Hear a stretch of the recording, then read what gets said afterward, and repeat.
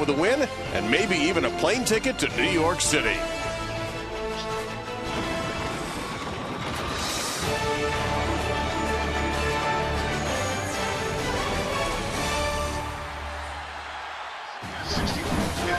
Oh, a little snow on a Tuesday night never hurt anybody. Welcome to Maction, ESPN. College football primetime from Husky Stadium in DeKalb. It's Western Michigan in from the zoo at 1-10, and Northern Illinois trying to complete an unbeaten regular season. They're already the MAC West champions.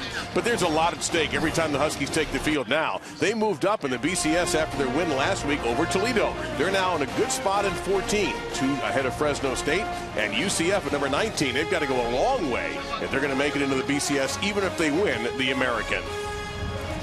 Welcome inside a snowy booth, literally. Along with Ray Bentley, I'm Dave Lamont. Thank you very much for joining us. Quinn Kesnick is out there in the elements. He'll join us very shortly. We talk about BCS busters. This is the last year of the BCS. Well, the real BCS buster, Ray, out there tonight is Western Michigan.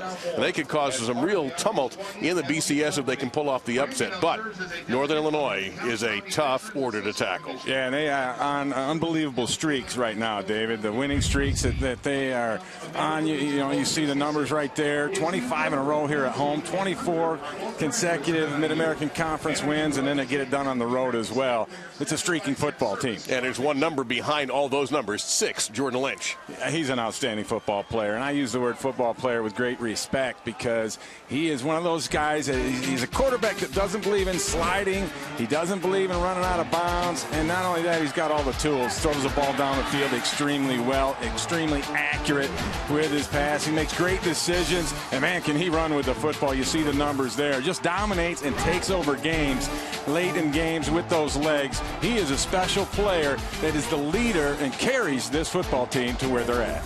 Yeah, you stay out of the elements tonight. You deserve a free T-shirt or something for showing up. It is also senior night, an emotional evening for 17 Husky seniors led by Jordan Lynch. A quick hug for Mom, but it's game time now. ESPN College Football Primetime, brought to you by K Jewelers. Every kiss begins with K. He doesn't shy and will never slide or step out of bounds. And the third would be clutch. You know, 2 weeks ago against Ball State, he delivered with the game on the line. They couldn't tackle him. Last week against Toledo, 99-yard drive when the game was in the balance. He has all the winning intangibles, Dave. Yeah, there's no question. I love watching him run because he is more than happy to offer up a piece of shoulder or something to a defensive back trying to get him down. They did not forecast snow this evening. It is not very much right now. We had a pretty good series of snow showers about an hour before kickoff, so you're going to see a light dusting on the field. And Ray, will that have any kind of an effect on the players? It could make the ball a little slippery, but as far as warmth, they're going to be warm down there. And the footing, that you have to keep an eye on because there is a little bit on the surface. So I think that favors offense. They know where they're going. Defense is always reactive, and you have more of a tendency to slip when you're reacting to somebody. So kicking to Darion Chance and Donald Seliskar. And this is Seliskar, and they win behind the kicker. No problem for that to be a touchback. You saw those 16-mile-an-hour winds, so that's certainly going to have an effect on the direction. Western Michigan ball first and 10 from their own 25. So Zach Terrell is the quarterback for this team as a redshirt freshman from Fort Wayne, Indiana. He quarterbacks the Broncos. Took over midway through the season due to an injury to Tyler Van Tubergen. And then when Van Tubergen began to get healthy and healthier and healthier, Terrell just flat won the job. Just getting better every game is what the coaching staff from Western Michigan told us, and so they said, you know what, we're going to keep riding him. Redshirt freshman, let's get him ready for the future. The tailback is Darion Chance, 22, a senior from South Florida. And he gets the first opportunity.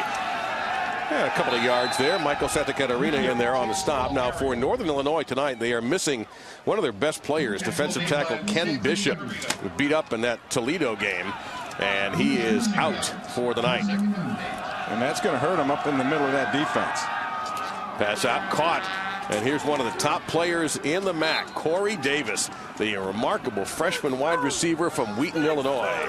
And Ray will take us through our impact players on third down and about 3. Yeah, Corey Davis, the ball carrier right there. Actually, I'm sorry, the receiver, who is outstanding, Dave. He's as good as it gets. Just a true freshman, extremely outstanding football player right there. Brian Fields, he's a little guy who can squeeze through small holes and make plays. Jimmy Ward, probably the best defensive back in the Mid-American Conference.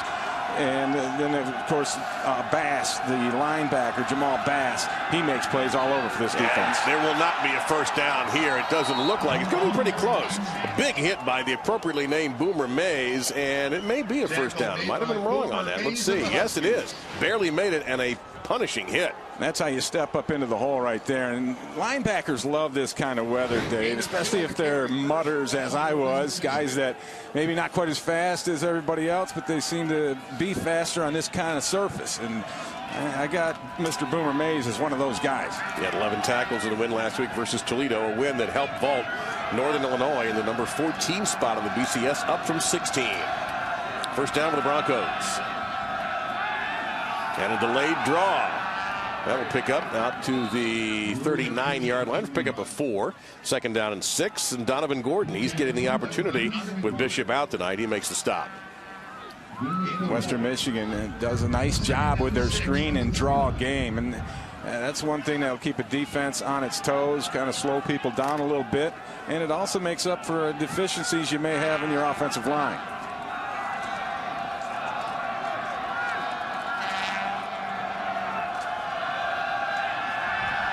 Darrell on the run, steps into the throw, and there is Davis. Looks like he's right at the marker for a first down. Well, we'll see. If not, he's not off by much.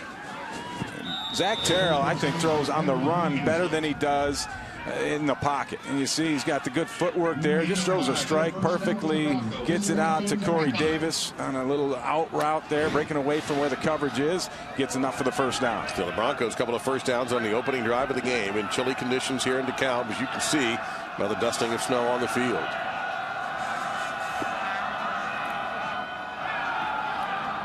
Short gain that time, second down and 8. Again, that's Darion Chance, both of the backs for the Broncos. Small, 5'5", Chance, 161. Mays in there on the stop. Brian Fields, who we'll also see tonight, only goes 5'8", and just a couple of bucks under a couple of pounds under 200. Chance, as you mentioned, 5'5". He's hard to pick up a lot of times in there. You see him, he doesn't need a big crack to get through. And all of a sudden he's on you, and he's got the quickness and the explosiveness to make a big play.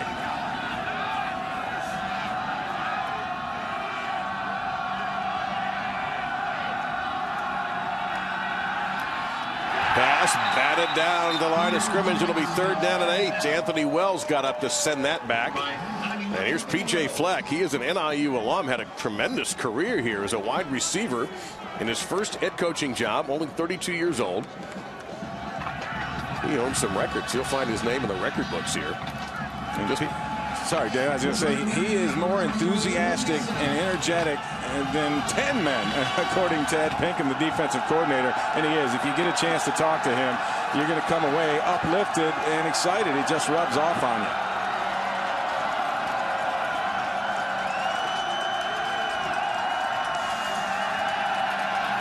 Terrell has a little bit of room to run, and he took it up the middle. And he'll be stopped short. It'll be fourth down and 4 at the Huskies' 49-yard line. Sean Folliard in there, a freshman from Crystal Lake, Illinois, on the stop.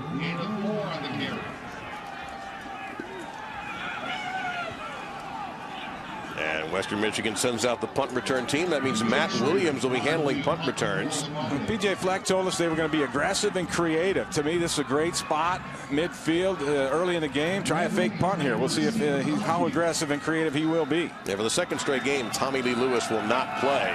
That's going to be a hole at wide receiver. Line drive kick. Williams has some room to his left, to the 30.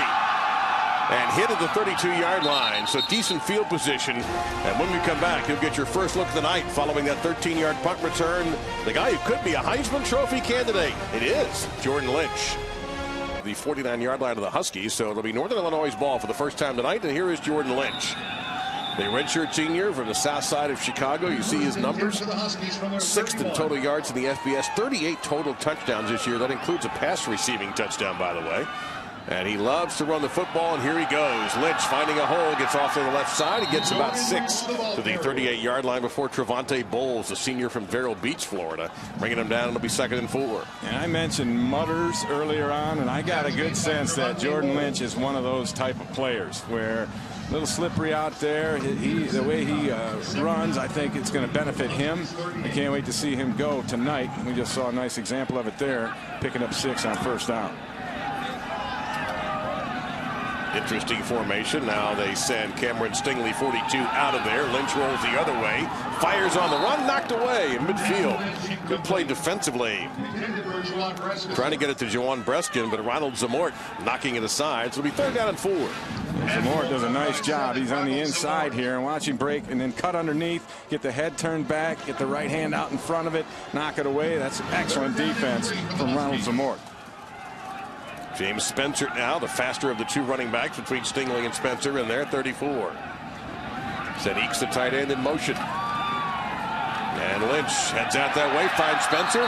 Step out of bounds at the 42, but that appears to be enough for the first down. They did 3.5. They got 4, and that should do it. And the chains do move. Real quick decision there from Jordan Lynch. Gets the ball out of his hands, and now they're into that hurry-up mode, lining up. Let's see if they want to put the pedal to the metal here. Out of the empty backfield, Lynch, he'll keep it. Looking for the block from Eakes. He gets it, heads to the marker. And there's a rare example of him running out of bounds. Very, very close. Good block from his tight end. He played off of that. Eakes, number 83. And that will be another Huskies first down. And that empty set where they spread them out is really a 50-50 run-pass set for the Huskies. And they like the numbers they have because most defenses will just have 5 in the box against that. And then you got 5 hats for the 5 hats and a heck of a runner in Jordan Lynch. Lynch firing down the sideline, overthrew, incomplete, trying to get it to Deron Brown, who set out the Toledo game. But that was a big win for Rod Carey and his NIU staff that vaulted them up in the BCS standings and nailed down another trip to Detroit for the MAC championship. We had a nice time the other day, actually yesterday, sitting down in the offices with Coach Carey, and boy, everybody's happy around here. Imagine that, you know. It was an unbelievably happy group of people in those offices, no question. Lynch, look at the nice footwork by Lynch, and he again heads OB. That was the right decision to make, being chased by Demetrius Petway. Gain of 7 for Jordan Lynch. It'll be 3rd down and 3. And Jordan Lynch, he's such a deft ball handler. The way he fakes, it looks the same every time, and he does such a great job of carrying out the fakes. It's tough. I've seen guys, when he has the ball, just run by him, chasing after the guy they thought he had handed it to. 3 carries already for 24 yards here on the opening drive for Jordan Lynch. 4th carry, and he is hit right at the first down marker. Good tackle that time by Kyle Lark, getting an opportunity with Austin Lewis out for the Broncos. Lark, a redshirt senior from Alma, Michigan, met him right at the mark, but it's still going to be a first down. And Lark started the first 7 games for the Broncos, and then was knocked out of the lineup, and now with the injuries gets an opportunity to get back in there today. Western Michigan a bit thin defensively. And it's a defense that has been gashed a lot during the season. 105th in points allowed, 113th in rushing yards allowed, 234 on the year per game. Little jet sweep motion this time. That's Spencer, and he'll get inside the 15 before he's finally brought down by Mike Jones. That's going to be 26 yards and the first down in the red zone for the Huskies. And we spoke with Ed Pinkham, the defensive coordinator for Western Michigan. He said, we got to set the edge. And what that means is you got to turn this guy inside. No edge was set there at all by the Bronco defense, and the speed beats him to the edge. Interesting formation here from the right hash. They go trips to the top of your screen. Lynch looks that way, shoulder shake, throws to the end zone, overthrown. The receiver looking for interference, but that was Brown, and that pass was out of bounds, so it'll be 2nd down. Petway on coverage. And Northern Illinois has a tendency to show that bubble screen to the outside, and they tried to get Western Michigan to bite on it. You see Jordan Lynch, he faked that thing and then thought maybe he could sneak one past him over the top. It wasn't there. He threw it away. 10th play of the drive coming up. Spencer, 34, back into the game at the tailback spot. Unbalanced line right now. That's Brown in motion, and Lynch will fake it to him and go toward the end zone and score another rushing touchdown. Flag is down. Back at the 9-yard line. There's a flag on the play. And that one looked just too easy. Illegal formation, 5 men in the backfield, 5-yard penalty, second down. That's unusual for Northern Illinois. Only 3 penalties in their last 3 games. You talk about a formula for winning football. That's it. Well, here you are. You got 1, 2, 3, 4, 5, 6, 7 on the line, but there's too many in the backfield, and it's unbalanced, but you got to line up right now. Well, wait, did he say 5 in the backfield? Yeah, I didn't see it, actually, Dave. The way I counted it, I counted 4. I did too. So I don't know about that one. Now, second down at 15. Erase the touchdown. There were definitely 7 on the line of scrimmage. And we could hear somebody call for a timeout. Of course, that's not reviewable. No. First time out. Western Michigan. So Western Michigan, and there's P.J. Fleck right there, and he's not at all concerned about the temperatures and wind chills in the teens right here. Energetic, as we talked about, just 32 years old, the youngest head coach by a year. Matt Campbell up at Toledo is the second youngest at 33. They share the same birth date, and that'll be coming up over this weekend, as a matter of fact. And interesting, there's been a lot of talk about in the Kalamazoo papers and the people around the program saying that even with the 1-10, they've had some tough losses. They lost to an FCS school earlier this year, that the attitude around there has been upbeat. And that's, I put that all on P.J. Fleck because he is enthusiastic, if nothing else. I mean, he you know, just talking with him, everything is positive. He actually told us that feels like he is blessed with all the adversity that he's faced this year, because when he does turn it around, it's going to be that much sweeter. And I love that kind of attitude. You're going to see number 36, Draco Smith, the freshman from Hammond, Indiana, now in the tailback position. He checks out of the backfield. Second and 15, Lynch, bubble screen. Brown catches it, and his own man kind of got in the way, and when that happened, that ends up being a gain of nothing. It'll be third down and 15. Good play by the middle of the Broncos defense. Smith and Bowles in there. Well, Fleck has also tried to, and he's very famous for the row the boat, which he got a lot of attention for over the summer. And he talked about that philosophy, but I'm sure over time he's going to want to be known for more than just that. But for the moment, if that's the impression people get of the program, he'll take it. Means a lot to him personally.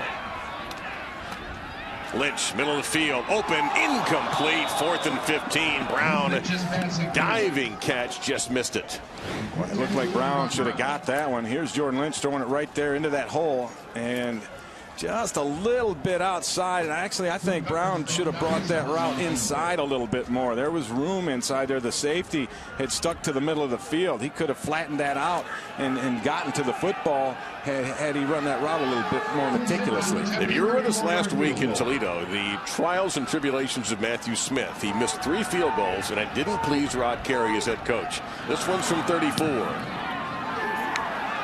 Well, he's missed his last 5. And 6 out of his last 8.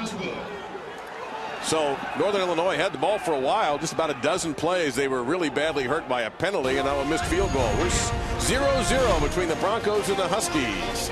Tuesday night in snowy DeKalb. Actually, this year, the Discover Orange Bowl was a BCS stop for Northern Illinois, and at the moment they're number 14 in the BCS. But you have to wonder about their kicking game, and we don't want to look like we're picking on Matthew Sims, but last week, and the game was in doubt in the first half against Toledo. In fact, Toledo had the lead at halftime. Sims missed 3 field goals, 1 from 23 out. Chip shots. Yeah, the others, that's close, but, you know, that doesn't matter. Yes, it was a cold night, and I'm sure it's difficult. He's not a problem with distance. And he got that reaction following the third one from his head coach, Rod Carey, who was none too pleased. Now, there's Matthew at the moment. When we asked Rod Carey specifically about him, he said, he's fine. He's a kicker. He's fine. And Terrell, you might have been able to see the effect of the wind on that pass. That was a long throw to Timmy Keith, who made the diving catch for a gain of about 8, 2nd and 2 coming up. But at this point, if I'm Matthew Sims or one of Matthew's teammates, I'd be sitting with a guy to talk to him a little bit. That makes me feel a little sad. It's tough to do. What are you going to do? I'm sure, you know, they want him to perform. You know, and I mentioned it off air, Dave. They might retire him alongside Diesel because he's in the doghouse right now. Quint has more on that. We'll get to that after this play. And they are retiring their legendary mascot Diesel tonight. Opportunity here for a first down with the Broncos, and squirting through is Darion Chance for the first down. Quint? Yeah, Sims has missed 6 of 8 now, and you got to think that poor technique is now impacting his confidence. Finally, a teammate comes over and sits next to the kicker. You know, kickers are kickers, and they're generally left on their own. No coach or player had come over to Sims until just now, and they're cozying up and trying to stay warm under the dugout. That's Tyler Weedle, number 26, the punter, who is over there with Sims. Well, they speak kicker. They speak the same language. Kickanese. Yes, 1st and 10. Terrell in big trouble here. Will he get outside of the pocket to throw it away? He did. Plus, he had some help there, too. So it'll be 2nd down and 10 coming up. And 4 of those last misses, Dave, have been wide right. So I think it's just the way he's lining up and the way he's approaching the football. He's not getting through it all the way. And it's a simple adjustment because he's hitting it pretty good. Well, this is what we were referring to last week. Yeah, sometimes coaches just sort of ignore the kickers. But Rod Carey is active in special teams. And that's his baby, special teams. He's in on every special teams meeting. There's a lot of head coaches do that. Well, everybody has their boiling point. There's that delayed draw again and again. Just squirting through. That is Brian Fields, redshirt senior from Newcastle, Delaware. With these small backs the Broncos have, it is sometimes tough to find them. Yeah, we were talking to Kurt Shiraka, the offensive coordinator. He said they often joke when they do get a big play from him, wow, they just didn't see him. And sometimes that's true. It's difficult to find a little guy when he's running amongst the tall trees in that offensive line. And then he's on you, and these guys have great quickness and explosiveness, do Fields and Chance.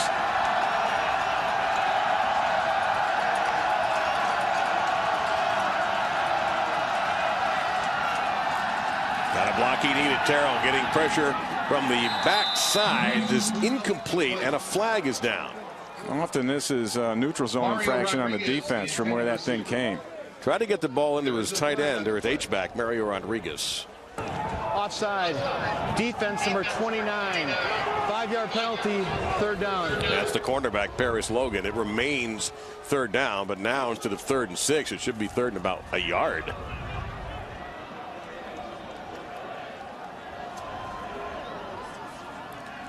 Coach Carey looking on, trying to figure out what's going on with his football team. A couple mistakes here early on, the missed field goal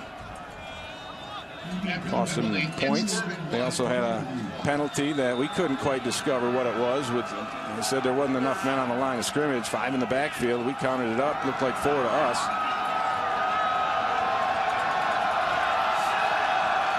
Out of a power formation. Here come the Broncos, and they're held back.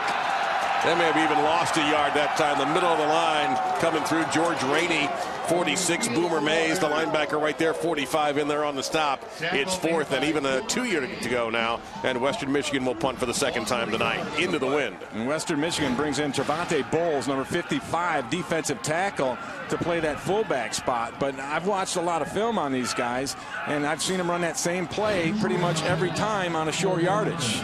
Northern Illinois was dialed into that one. Matt Williams in single safety, a rugby punt on the way, a low screamer. And you got to be careful if that hits a Northern Illinois player, but it did not, and Western Michigan will get a roll right to the 20-yard line. So a punt of 40 yards. It probably was no more than 7 feet high. Want to know more about Jordan Lynch? We had an opportunity to talk to the young man yesterday. A Heisman candidate. You don't ever want to lose. Huskies ball, 1st and 10. And he even popped into the meetings yesterday to offer up a couple of lines to pick on one of his coaches. Jordan Lynch, this time on the zone read, he hands off. And that'll be the big back Cameron Stingley for about 3. Interesting possibility here, by the way. Should Stingley get 42 yards tonight, it'll be the first time in Huskies history they will have 2 1,000-yard rushers in the same season. Of course, Jordan Lynch has cruised past the 1,000-yard mark already this year. And Stingley, you mentioned, he is a load, 240-plus pounds, former linebacker, tough man to bring down. And Lynch with that excellent ball fake that Ray talked about. Keeps it for the first down to the 32-yard line, a gain of 10. Tackle in And a good example of how you run a zone read play. Well, here it is. He had to go down low to get the snap, but he always has his knees bent anyway, and then he finishes the run by lowering a shoulder into the defender. And this is Stingley running wide. Good job there by the Broncos defense to keep that to no gain. And that was Kyle Lark, the second leading tackler for the Broncos defense. You know, I want to take a look at Jordan Lynch here. He takes the shotgun snap lower than any quarterback I think I've ever seen. We asked him about it. He said he's a shortstop back in his baseball days, and that's the body position that, you know, you get ready at. That's how you play football, and that's how you compete in athletics. Watch the knee bend that he'll get when this snap gets ready to come. Look how down low he gets. And he'll hang it, do it again, running through a few tackles as he always does. Petway, number 2, came in and hit him right around the neck. And it's going to be a gain of 6 for Lynch. So 3rd down and 5 coming up. So Lynch unofficially now over 40 yards rushing. And I complimented Coach Terry on his team. Watch the knee bend there. Now the snap is low. He had to go down a little bit to get it, but he does that before every snap. And I told Coach, you got a bunch of really good knee benders here, Coach. And he knew what I was talking about. This football team plays low, and they bend the knees, and they get leverage.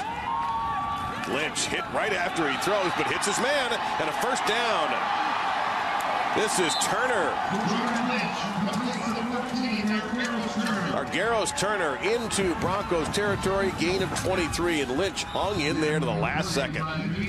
Just to finish that story, he gave the credit to Brad Ort, the strength coach here, as far as the knee bending. He gave him the credit, and that was a nice little throw. Got rid of the ball quickly, right on the money, so that his receiver could continue to run right after the catch. The NFL scouts keeping an eye on Jordan Lynch as well. There's at least one here tonight from the Bears. Not a very far trip, of course, from the city of Chicago. Lynch scrambling here. Initially looked like he wanted to pass, but Lynch making something out of nothing and steps out of bounds at the 20-yard line. That'll be a 19-yard gain for the senior. I think maybe the best attribute Lynch has in his running is the patience that he shows. And he will wait, and then he'll set people up and make a little dip and a move outside real quick. But if it's jammed up in there, you see a lot of guys, they'll just run into the back of their own guys and try to push a pile. Jordan Lynch has the patience. He'll wait for things to clear up a little bit and then accelerate and make something that wasn't there. Another low snap. Lynch handles that and again hangs on to it. Gets a good block downfield. And there you see him lowering his shoulder that time with the contact. Gets to the 10. That's a gain of 11. Ishmael and Petway on the stop. Another 1st down, and Lynch, I noticed particularly last week, Ray, in Toledo, he is the guy in the red zone. Yes, and he will take the ball more often in the red zone. And a lot of times it's a read option, and he'll, if there's any question in the read, he says, all right, I'll handle that one, boys. And then they'll call him down here more because he gets the yardage. To the end zone. Tough catch made for the touchdown. Jawan Brescison. There is a flag down. Nice little back shoulder show from Jordan Lynch. Penalties decline. These all the plays a touchdown. 6-0 Huskies. Defender never got his eyes back around to find the football. Here you see him working one-on-one against Zamort. Zamort, you see, never quite got his eyes back. And if you don't do that, you're at a huge disadvantage because you can't knock a ball away that you can't see. At that point, it's luck and it's trying to get your hands in between the receiver's hands, but advantage goes to offense. Matthew Sims, 54-55 PATs. And for the Huskies, an 8-play, 80-yard drive in 3 minutes and 19 seconds. And again, you saw the ball handling wizardry of Jordan Lynch lead the Huskies to a TD. That, you get a good look at Zach Terrell, the redshirt freshman quarterback from Fort Wayne. 8 touchdowns, 8 interceptions on the year. He was not the starter at the beginning of the year, but took over due to injury and has hung on to the job. And he's gotten better each week, and he's done a nice job of running the offense, starting to understand the things that he has to do with protection, and then he takes care of the football. And Western with a couple of very good running backs out to the 43-yard line. Tackle made by Jimmy Ward. First time we've called his name tonight. Darion Chance with the carry there. Jimmy Ward, 15 right there. As good a player, other than maybe Khalil Mack, in the MAC in defense. Now to the 45, the 46, and look at the big man rumble. That is Mario Rodriguez making people miss. There is a flag down at the 49-yard line of the Huskies. A hurry-up action from the Bronco offense, and then ran a bootleg out of it. There you go. There you go. Holding offense number 46, 10-yard penalty, first down. That's Clark Mussman. Now the first down still for Western Michigan, but that was a big gain that was wiped out by the hold.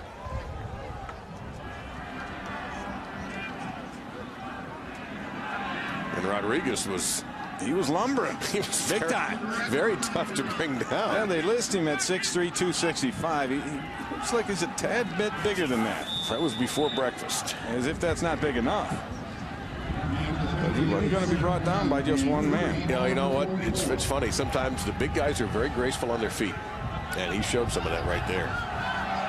So you heard the officials say first down, but it's actually second down and 3.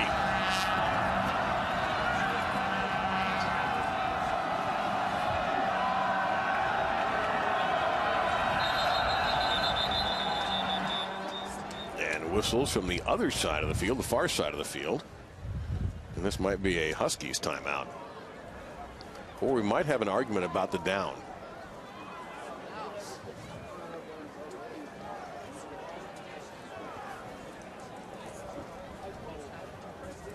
Well, we've got rivalries coming up all the time in college football this weekend. We're going to see some great ones, including the Egg Bowl. And that's Thanksgiving night on ESPN. Bo Wallace and the Rebels roll into Starkville, looking to take the Golden Egg. Dan Mullen's upset-minded Bulldogs need to win to gain bowl eligibility. ESPN College Football Primetime, served by Applebee's, part of the rivalry series, presented by GoPro. Ole Miss, Mississippi State, Thursday at 7:30 on ESPN and live on the Watch ESPN app. Second down and 3. Straighten out whatever it was. No timeout call by Northern Illinois, so it's still second and 3. And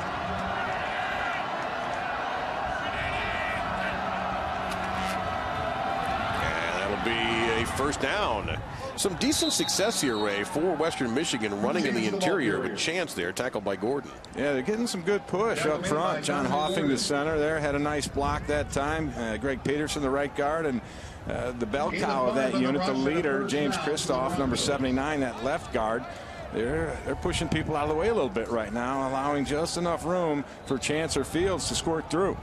That'll be the end of the first quarter. Western Michigan with the football and on the move, but Northern Illinois trying to maintain or maybe even improve that number 14 spot of the BCS, led, of course, by Jordan Lynch. As he's also trying to cement the possibility of a trip to New York and be part of the Heisman Trophy ceremony. In their direction. They're facing a 1-10 team. You got some key guys out of the lineup, and you're sitting on a MAC title game next week. So that's the recipe for a team that's not emotionally ready to play. And Quinta, Jay Neiman, the defensive coordinator for Northern Illinois, told us the Toledo game was expensive. He's missing one of his best linemen, Ken Bishop, out today, and also Tommy Lee Lewis, the wide receiver, not able to play either for the Huskies. Is Terrell ad-libbing and then throws to basically no one. It'll be second down and 10.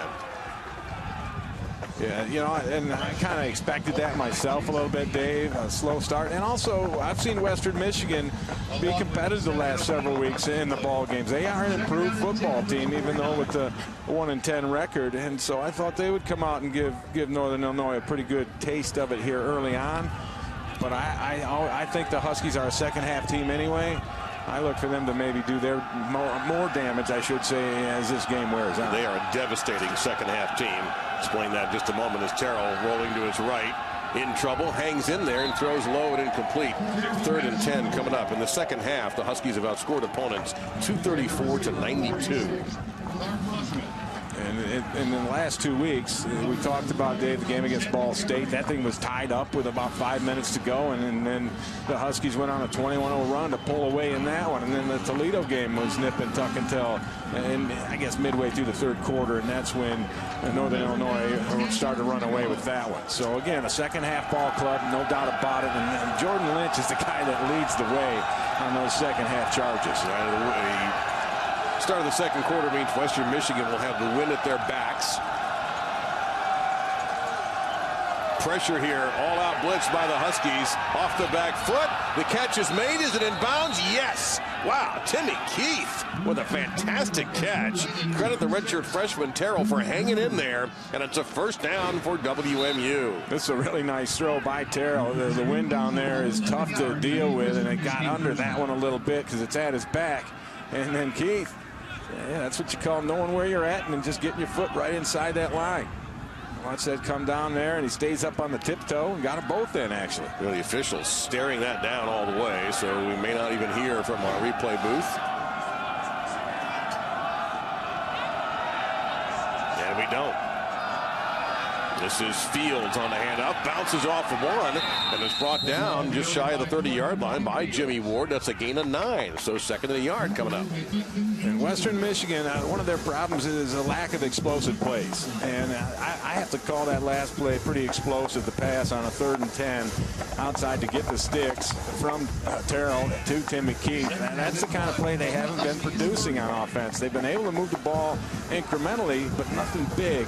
Nothing that you know, will keep a drive alive or you know, zing it down the field for a big play. Not much of that out of this offense. Well, they only averaged 17.5 points. And we'll have a timeout taken here. Apparently going to be charged to the Broncos. We'll find out. Yep, that is their second. One left.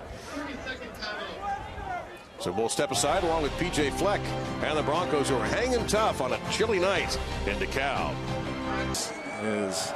They're searching for answers right now. The handoff to Chance.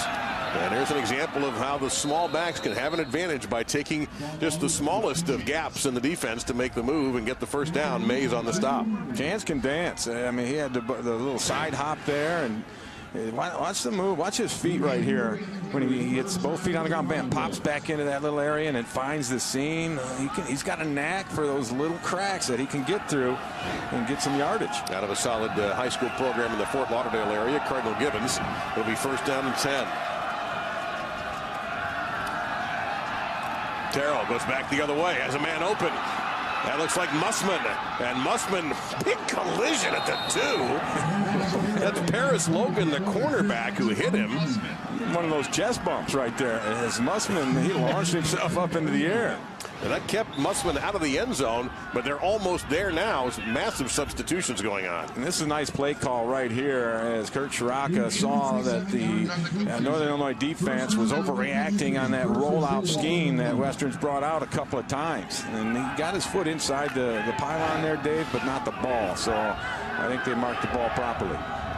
Just 14 touchdowns and 33 visits to the red zone, and the replay booth would like another look at this. Or is that a flag? No, it's a penalty marker down. False start. Offense number 72. 5-yard penalty. First down. So they're going to hit the right tackle with that. Taylor Moton. And there's an example of what happens when you're having a 1-10 season. You got a little mo, you're going, and you get down to the 2, and then you're back 5, or down to the 1, back to the 6-yard line now. Yeah, and you're right, Dave. Those are the kind of things that you do when you're not being successful. Those are the things that are, I guess, they're not easy to clean up, but they're simple. They're simple little things that you can clean up, and that's what the challenge is for P.J. Fleck and his coaching staff. So first and goal back from the 6. Play action fake. Going to go toward the end zone, try to get the big fella in. Did he make it? No. That was Mussman again. He got him down to the 2, to the 1 originally. Now he got him back to the 1. Second and goal. Yeah, Durant with the man-to-man coverage here, and he shows up a little bit late, but he does get the big fella down before he can get it over the end line, or the goal line. But Terrell fumbled the snap. Did he get it back? Yes, he did. Well, again, that's only 2 touchdowns in the last 11 red zone trips. Third down and yard and a half.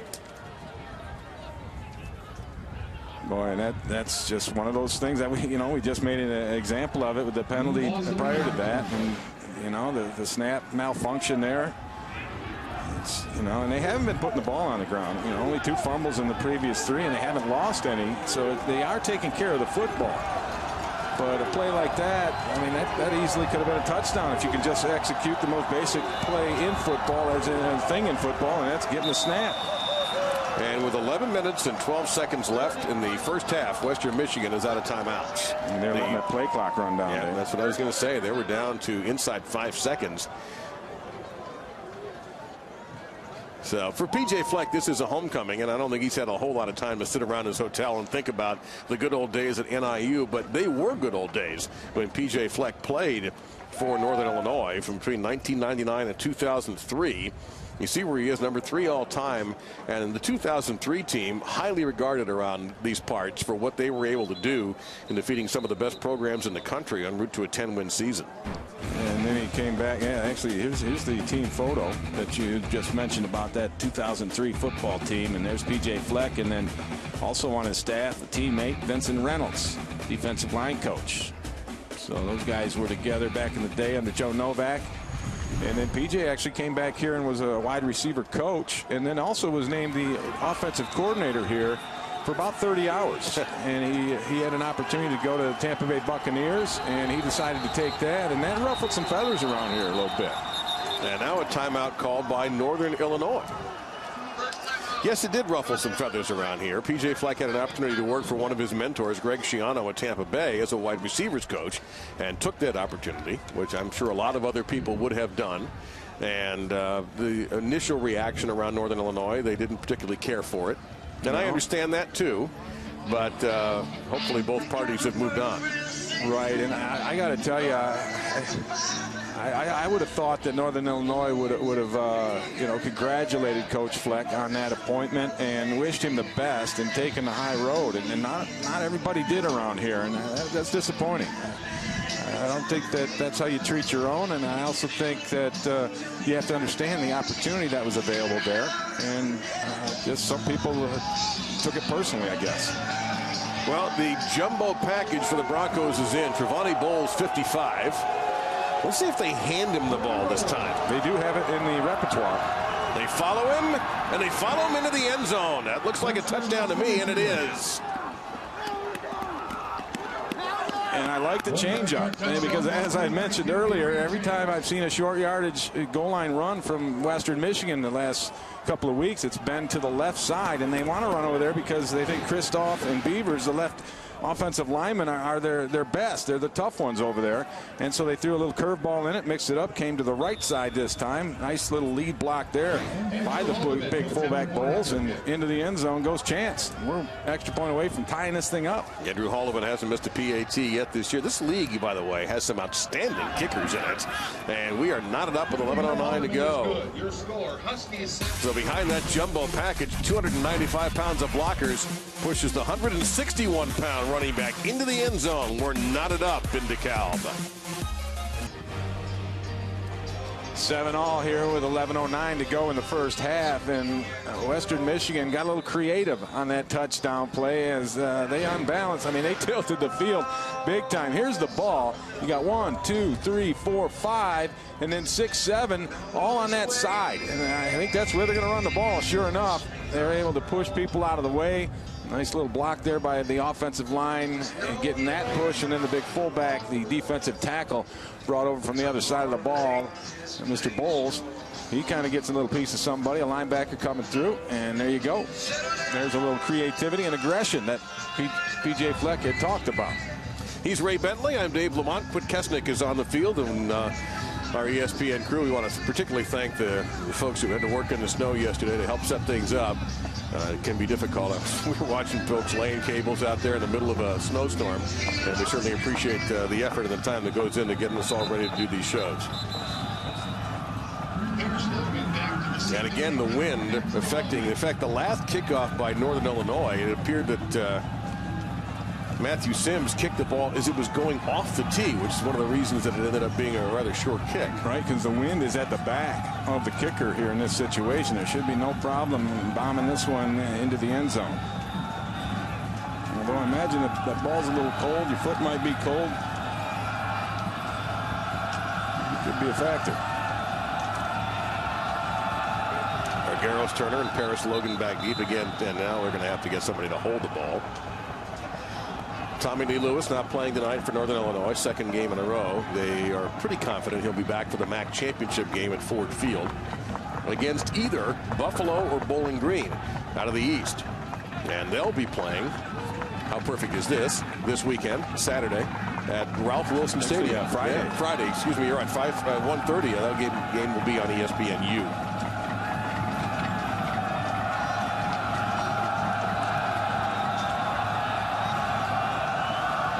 So Ronald Zamort will hold now for Western Michigan.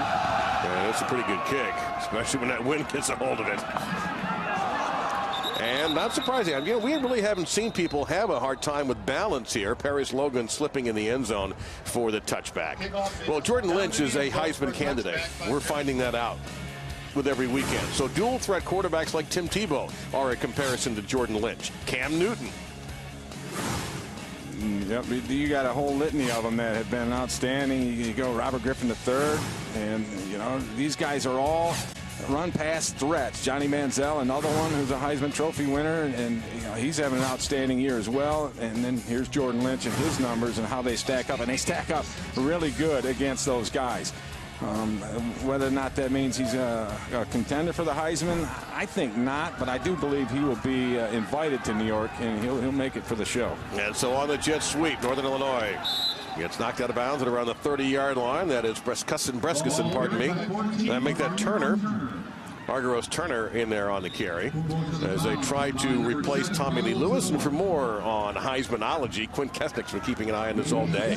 Yeah, Dave, I spoke to Joe Tessitore, our own Heismanologist. I said Jameis Winston still entrenched at #1, although some of his votes are disappearing as Lynch breaks one on the left side. And a first down for Northern Illinois. Andre Williams of Boston College, a huge move last week into the #2 spot. A.J. McCarron, Alabama, at #3, and he's got some big games coming up. And then Jordan Lynch at #4. But Joe said the way the votes are laid out right now, that it's likely that 4 guys would get invited to New York. Well, Lynch called it yesterday when we talked to him. A dream come true. Here he goes. And this is classic Jordan Lynch. It's just a little bit of a crisis here in this game, and he's taken over. Justin Curry on the stop, a gain of 17 for Lynch. And he does it every time. Every time it's a critical situation for this Husky football team. Jordan Lynch says, stand back, I'm going to take care of business, and away he goes. 110 yards and 10 carries for Lynch. So he's over 1,500 rushing yards on the year. And he takes a little bit of a break and gives it to the big guy, Cameron Stingley. And Stingley rumbles for about 5. It'll be 2nd and 5 coming up. Ishmael on the stop for the Broncos.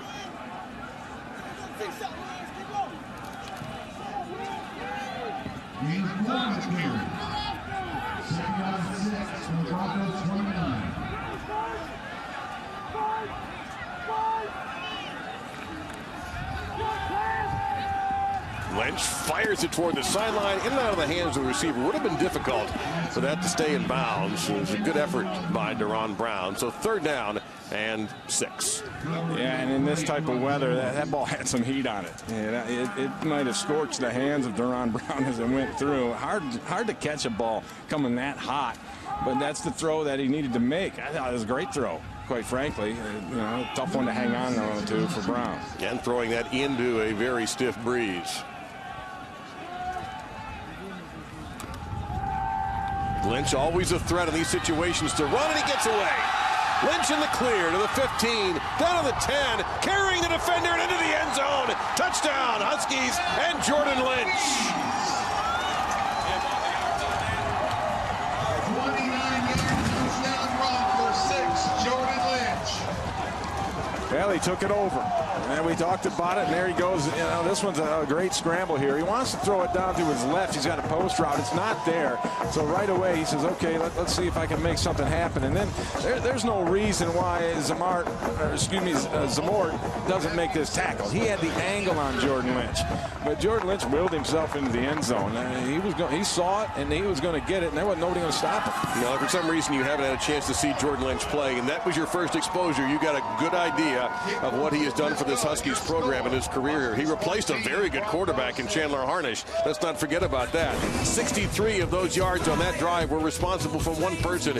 Jordan Lynch, 11 carries, 137 yards, and the go-ahead touchdown for the Huskies. Lynch leads them down the field. Stop me if you've heard that before. 14-7, Northern Illinois in front of Western Michigan. You see what Jordan Lynch has done.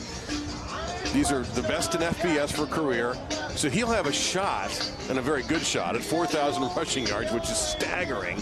And 21, including tonight, 100-yard rush games. You see the NCAA records. 316 a game this year by a quarterback, 18-15 last year. And he may be able to beat that this year with the MAC championship yet to come.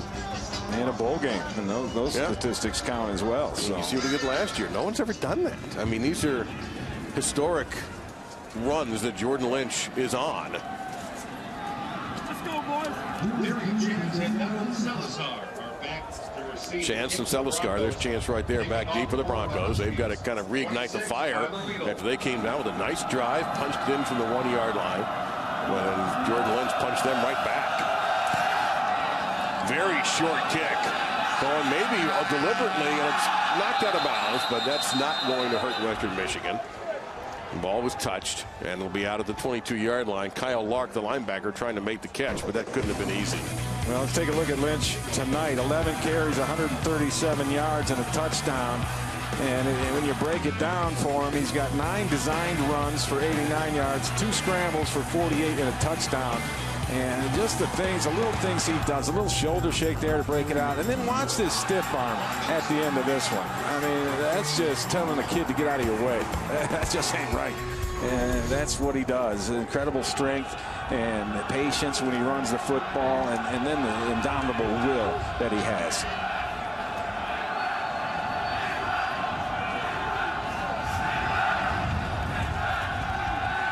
Terrell, plenty of time. Receiver open. And we haven't called Corey Davis's name that much tonight, except early on. It's incomplete, 2nd down and 10. You may have been able to hear the wind through our on-field microphones. It has been very breezy all night here in DeKalb. I'm a little surprised they haven't tried to get the ball to Corey Davis a little bit more, because he's their big guy, their big playmaker. He's the one who makes the plays down the field. Coming into the game with 64 catches, and that's substantially more than anyone else on this team. And I think second behind him is 20 coming into the game. Timmy Keith has made a couple of nice catches for the Broncos. Little play action. Terrell just facing the pressure and threw it over the head of the official. It'll be 3rd down. Mario Jones broke loose and was right in Terrell's face. And I think Jordan Lynch lit the fuse for this Husky football team, because all of a sudden this defense has a little jump in their step now too. Well, this is a tough spot for the Broncos. 3rd down and 10. They're not a particularly explosive team, as Ray has mentioned. And they've got to manufacture something. You've got to think that 84, Corey Davis, is the target here.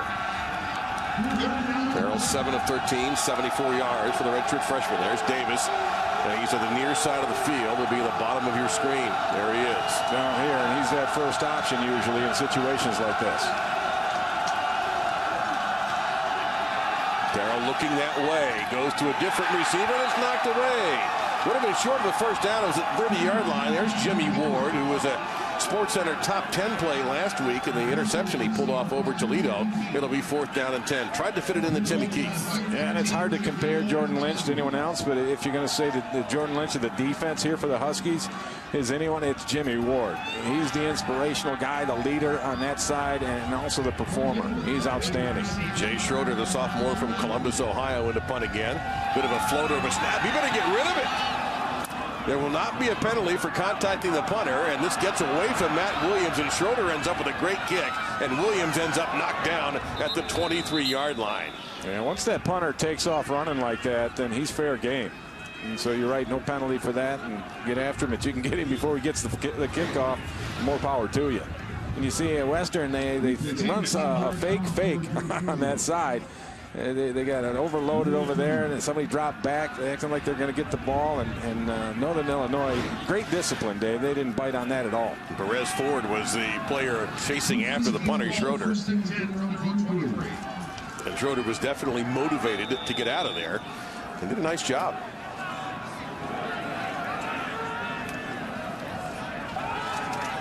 Good pocket for Lynch. He'll dump it off. This is Stingley, and a good tackle. Stingley gets 2. 2nd down and 8.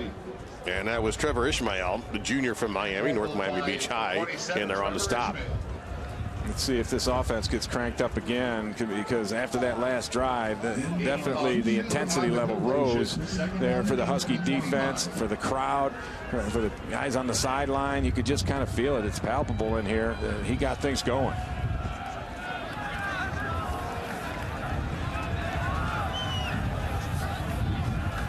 Lynch on the draw. Gets out to the right side, gets the first down, cuts back at the 40, and Lynch carrying a defender into Broncos territory. First down, a 27-yard run.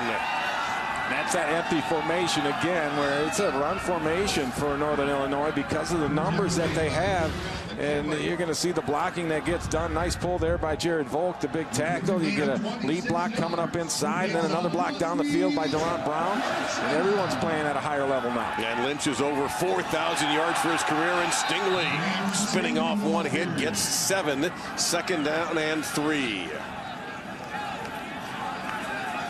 Well, this is a small room that Jordan Lynch has just entered, and we'll show you in a moment what we mean. Back to Stingley.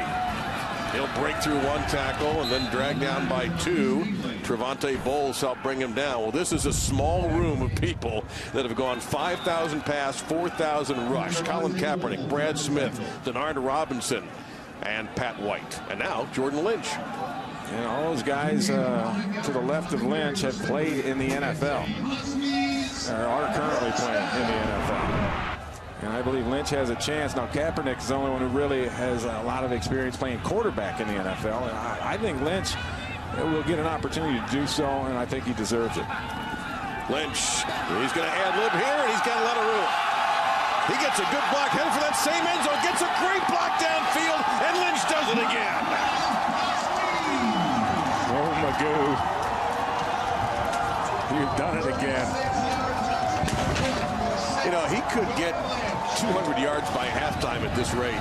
And again, here's just a scramble. There's nowhere to go with it, so he tucks it down. Now he's just got unbelievable feel for where he needs to go and get to. And then the guys pick up the blocks down the field, as you called, Dave. And he had the determination. I think he knew touchdown when he hit about 25, 20-yard line there. He saw it happening, and he knew he could get to that edge and get around there and get himself another quick 6. He has 200 yards. 13 carries for 2 Bills for Jordan Lynch.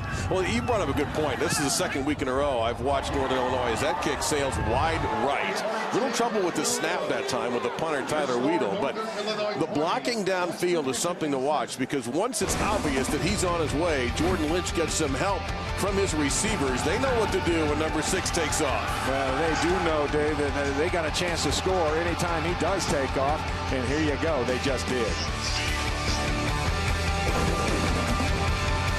With A&M and Missouri at 7:45 on ESPN, then UCLA USC at 8 on ABC. Lynch for Heisman.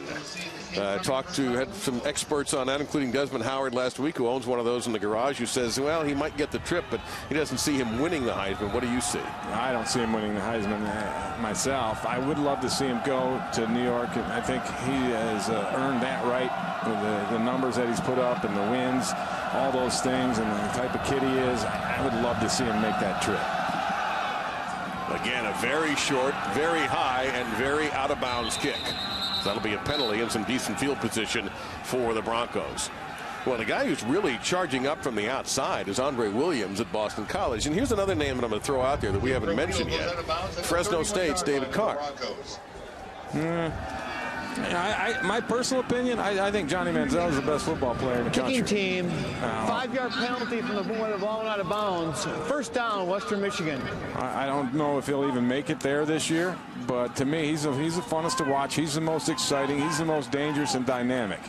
Other guys are having better seasons. You know, A&M with 3 losses now. It kind of puts the damper on that. But I don't have a vote. I do not either. By the way, it's Derek Carr, not David. That's my bad. But Derek Carr's done magnificent things for Fresno State. And by the way, they're rooting hard for Western Michigan tonight to come from behind. Terrell in some trouble. He's got some room, and Terrell makes a nice move, and then he is hauled down by Cody Hazlett. But that should be a first down for the Broncos. Tackled on the play by Cody Hazlett.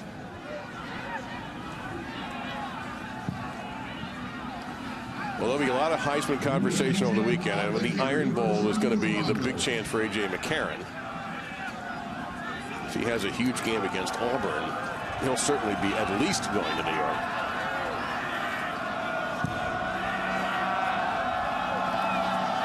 Back to the ground, back to Chance, bouncing off his own man. Short gain there. It'll be second down and long. Well, we did ask Jordan Lynch, what would it mean to him to get the opportunity to go to New York and be part of that Heisman Trophy presentation? It'd be a dream come true. You know, growing up, watching college football, it's that's the biggest award you always think of. You know, winning the Heisman, and just to get an invite would be a dream come true.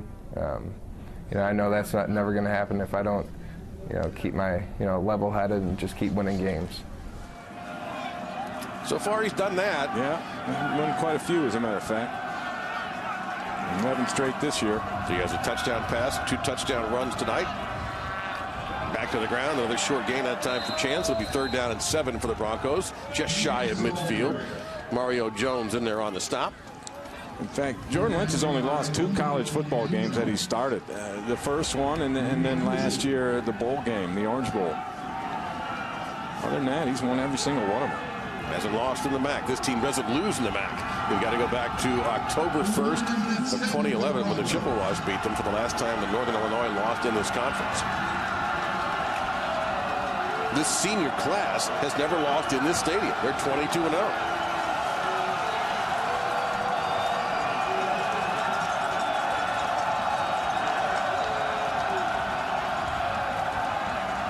Did a good job picking up the stunt. Terrell's got to get out of there now, though, and throws and has his man. That's Davis. That'll be a first down for the Broncos. He had pressure again from Perez Ford, who broke through, but Terrell kept his poise that time and got a nice pass off to Davis for the first down. And that's when Zach Terrell's at his best, when he's on the move, and whether it's going to his left or to his right.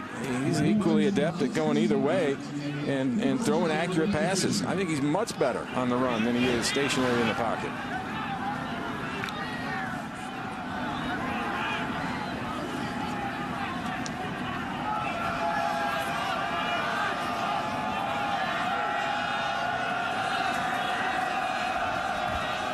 Now that 4-receiver formation, they hand to Brian Fields, and he works hard to get a couple of yards, maybe 3. It'll be second down and 7. Under 5 minutes to go in our first half. Sean Durant came up and made that tackle. Safety getting closer to the line of scrimmage. He played the run there all the way on that play. Quick pace for the Broncos. Terrell, long throw, incomplete. It'll be third down and 7. Trying to get that to Keith. If I'm B.J. Fleck and company, Kirk Shiraka, the offensive coordinator, I'm going to roll Terrell out. I'm going to get him moving to throw the football because I think he's much better when he's on the run. And he's shown us that tonight. He showed me that on film. Get that kid moving a little bit. Western Michigan on the season, 30% third down conversions. Tonight, however, they've been a very healthy 4 of 7. Screen pass. Knocked away. Intercepted, maybe. Let's see. This is going to be an interesting call because it looked to me that Willie Beavers, number 70, wound up with the ball for Western Michigan. Yeah, I think he just stole it at the end because initially a Husky had a hold of that football. There was a big discussion going on here. Ford and Beavers were wrestling for the ball. And that's what they're talking about right now as far as who had possession before that thing went down. Take a look at it right here. Trying to set up a screen pass. Gets batted up in the air. And right there, you see Ford has it. And then Beavers ends up with, I think that's Beavers football. I think you're absolutely right. It was Boomer Mays who deflected it. The question is, did Ford have possession? Because if he did, then the Western will have a first down at that spot where Beavers came up with it. Defensive team tipped the ball. Offensive lineman for Western Michigan legally caught it. 4th down. So they're saying that Ford never had control. That's the referee, Greg Blum, by the way. And a fairly light night for penalties. I think they got this right. Yeah, take another look at it right there, and you see that never did have possession. That's a good call by the officials. As Ford, that ball actually was up around his helmet, up around his head, and Beavers came up with it. And that'll bring out the punt team for the Broncos. And here's another great position to fake a punt. Well, we'll see what Jay Schroeder does here. He's had some adventures while on the run, but he's had some good kicks. Matt Williams back deep. Yeah, I want to amend that. With 18 yards to go, you probably don't want to fake it here.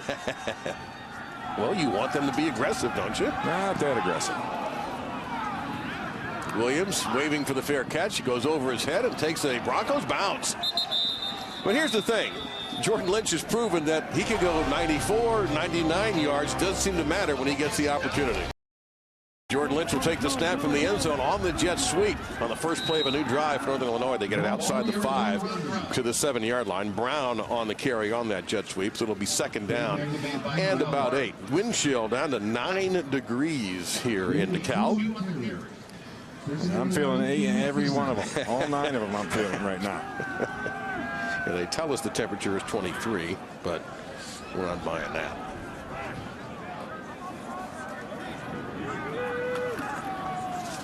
And Lynch on its own read runs right into a Broncos defender. Very short gain that time. That was Jarrell McKinney, sophomore defensive end from Detroit. So third down. Yeah, it looks like it'll be about 6 or 7. I'm going to say 7. Lynch already over 200 yards rushing in this half. Yeah, he's put on an amazing performance. The 2 scrambles for touchdowns, Dave, were just classic Jordan Lynch. And while those numbers are difficult to read, that appears to be a 79. Matt Krempel, the redshirt senior from Columbus, Indiana, who's getting some extra attention from the trainers. 5th-year senior, right tackle. And this offensive line, you have to give them a lot of credit too, Dave. They I think, fly under the radar quite a bit and don't get the credit they deserve. And I mentioned it earlier, as a unit, they are much, the sum is greater than the parts. They don't have necessarily a guy that stands out and is the so-called bell cow, but together, the way they work, they are outstanding. The great communication that they have amongst them, and the leader in that regard is Jared Volk, the senior, 5th-year senior left guard, number 77. You'll see him when they make the play calls up there. When Jordan Lynch gets the play from the sideline, he basically tells Volk first, along with the center. Andrew Ness is right there as well, and then Volk, he'll spread the word, and then the word goes down the line, and they get it together, and Volk is always in the proper position. Well, Josh Ruka, number 70, gets a chance to play now in the tackle spot. Hopefully Krempel will be okay and be able to get back into the game. 4 out of 5 on third down conversions of Huskies so far. And this is why. Lynch trying to get to the edge. Can he get there to the marker? They're waiting for him. He took a hit that time, but he gets right up. Point of pride with him. As a matter of fact, it's the defender, Donald Seliskar, who felt that hit more than Lynch did. Yeah, Seliskar came up and sold out. I mean, that's how you come up as a corner, and you're going to take on a big hit right there. Oh, and he hit Lynch right in kind of the hip area with that shoulder. A glancing blow, and that's not to him. It was no. And hopefully he's okay. You're right. He sold out. That's what I was going to say. And people who criticize cornerbacks for not hitting people, there's an example of a cornerback doing everything he could to keep Jordan Lynch from getting that first down. Take another look at this hit. Here it comes. He sold it out. You're right. I'd prefer to see a guy wrap up in that situation, but there's no doubt he brought everything he had.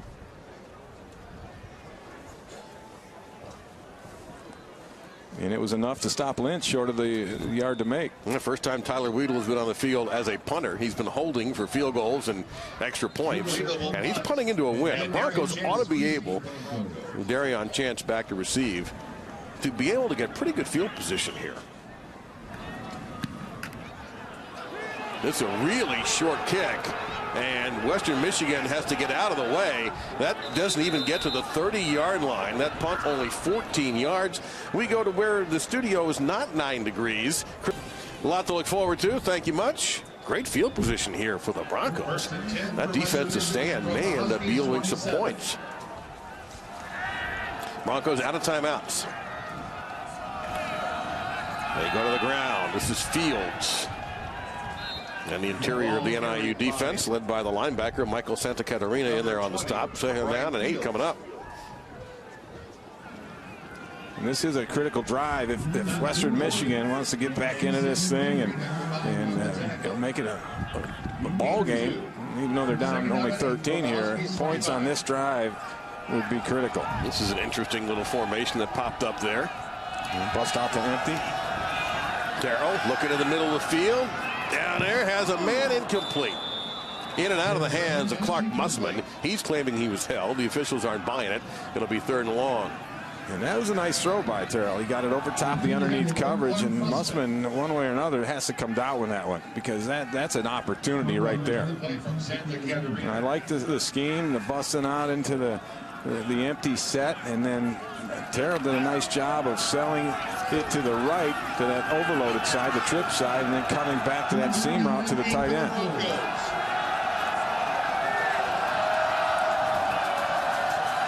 Pressure, blocked, dropped. Big hit by Jimmy Ward right after the ball went in and out of the hands of the receiver, Darion Chance. It'll be 4th down and 8. Now, you do have a very good kicker at Western Michigan, and Andrew Haldeman. And you've got the wind at his back. So, but Jimmy Ward, I mean, this ball's dropped. I think it was tipped, but Ward finished that one off. And that's the kind of thing that'll get people excited as well. It gets me excited. That big much. This will be a 42-yard field goal attempt for Andrew Haldeman, who on the year, 16 of 18. 16 of 19. You have a knack for that, David. You know, I'm beginning to think it's me. So Rod Carey is happy about a kicker missing a field goal, finally. And with $1:42 to go and 2 timeouts, now we'll see what the counterpunch is for the Huskies. Yeah, laces were spun nicely. He just kind of pulled that one a little bit. A lot of times it's the angle of approach for the kicker that will dictate whether they make it or not. You know, he kind of overstrode on that one. Well, Quint, you and I in the last couple of weeks, we have not seen some of the better kicking exhibitions that are out there. The cold conditions, you know, these guys trying to stay loose on the sideline. The snappers and holders, same deal. And the ball is like a rock. I mean, it is cold enough out here that ball just doesn't bounce very well. And you know, they shoveled this field at 9 a.m. this morning, so you got the plant foot issue as well, and a little slippage. There's a lot of different factors. We've seen poor kicking this tonight. Yeah, you're right about the rock part, Quint. You know, the compression of the football is diminished in this kind of conditions. Well, Lynch forced to throw it away, so it'll be 3rd down and a couple. Intended for Deron Brown. And again, Western Michigan with an opportunity here, Ray. If they can hold, well, you get another 14-yard punt, and they'll be in good shape. Of course, Northern Illinois can bleed the clock as well and use a timeout just to kill some time. Right, Western without a timeout left here in this situation. And those gusts, and I'm far from a meteorologist, but they got to be in the 20s, maybe higher. Stingley in there, the backfield, number 42 behind Lynch. And Lynch will keep it. There you see the example of his ball handling deftness. And he will be ridden out of bounds at the 49-yard line. Another NIU 1st down right in front of P.J. Fleck, who gives him a pat on the shoulders. Curry and Zamort on the stop, a gain of 15. Well, P.J. Fleck was the recruiting coordinator here at Northern Illinois when they recruited Jordan Lynch. And he spoke very, very highly of him. In fact, a lot of these guys in the upperclassmen were recruited when P.J. Fleck was here. And I love the power and the understanding of the situation there for Lynch. He knew he had to get out of bounds, stop the clock. But he took a couple people. Yeah, he carried a few guys with him. Why not? Taking a deep shot into the wind, and it's overthrown. Deron Brown was the intended receiver. It'll be 2nd down and 10 with 63 seconds left in the half. Saliskar in coverage that time. You know, primarily the quarterback position is about decision making, and that's why I believe Jordan Lynch has a great opportunity to play at the next level. I think he has the tools, the strength of arm to do it. Obviously, he has the running ability, but I think he can make all the throws. The decision making is what sets guys apart, and he's an ace at that.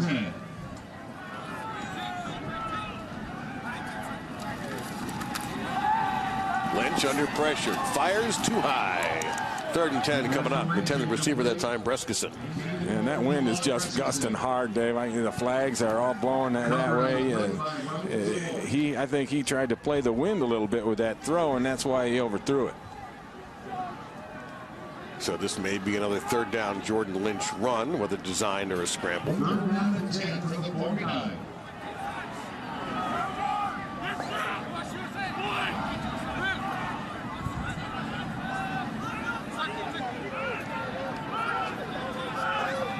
might punt it, too. No, sorry, third down. Lynch over the middle.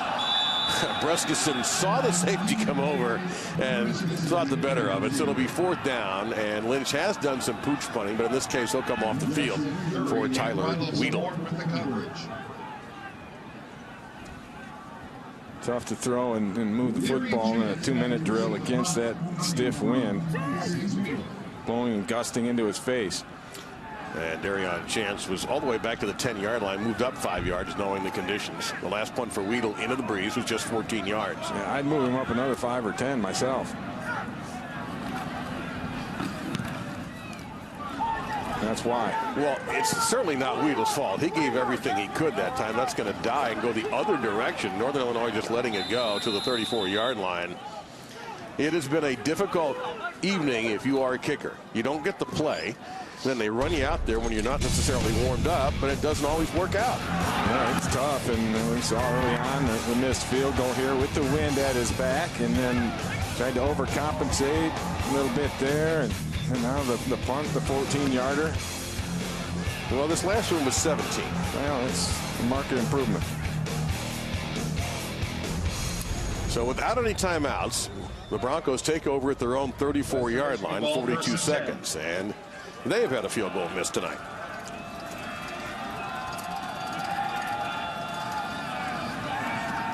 Terrell gets protection. Has his man.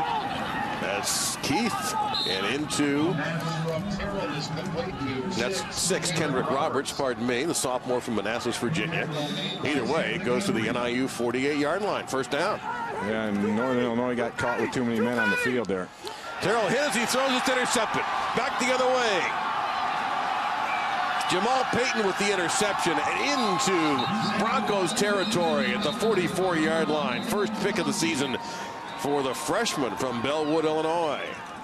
And I don't see a flag, but I certainly saw too many guys on the field. Defense, 5-yard penalty, first down, Western Michigan. Well, the invisible flag was thrown. Yeah, I looked too, and you know, possibly the officials' hands are too frozen to even reach it. Actually, it's way back there at the 15. So that's the very definition of the back judge, keeping an eye on that kind of thing. That's one of his responsibilities. So wipe out the Payton interception, and it's a fresh start for the Broncos. 1st and 10 at the 43-yard line. Yeah, that one's on the coaches. I mean, they have to know that you can't make a substitution when they're going fast like that, and they didn't give their kids a chance. Terrell on the run, fires, has his man, and an opportunity here that'll stop the clock. That's Roberts with another catch. They've got to hurry up and clock it once the ball is marked ready for play, or have a play call. Well, the clock does stop at the first down, so they will clock it and then line up and go again. But that's twice now. We've seen Roberts get open there along the sideline on the right side, and both of them were basically dropped coverages. And if this defense for the Huskies has a weakness, it's at the corner position. You know, Jay Neiman, when he spoke to us, the defensive coordinator confirmed that. He said, you know, our strength is up front, and in corners, that's probably our weakness. All right, 9 seconds. What's the strategy? I think you have to throw it in the end zone. You should have 2 shots at it. Or 1 shot at a field goal? You could do that. You know, you're going to have to get either work the sideline or the end zone, because there are no timeouts left. The choice is the end zone, and it's incomplete. Good coverage that time by Northern Illinois. Jimmy Ward trying to get it to Josh Schaefer. Now 5 seconds to go, and P.J. Fleck will send out the field goal team. Yeah, I don't know that I would be throwing at whoever Jimmy Ward is covering in a situation like that. Obviously, you're going to find the open man and try to get it to him, but keep an eye on where Jimmy Ward was pre-snap and kind of think maybe somewhere else might be a better idea. So here is the sophomore from Ferndale, Michigan, Andrew Haldeman. He missed one earlier tonight, and he has a good breeze at his back.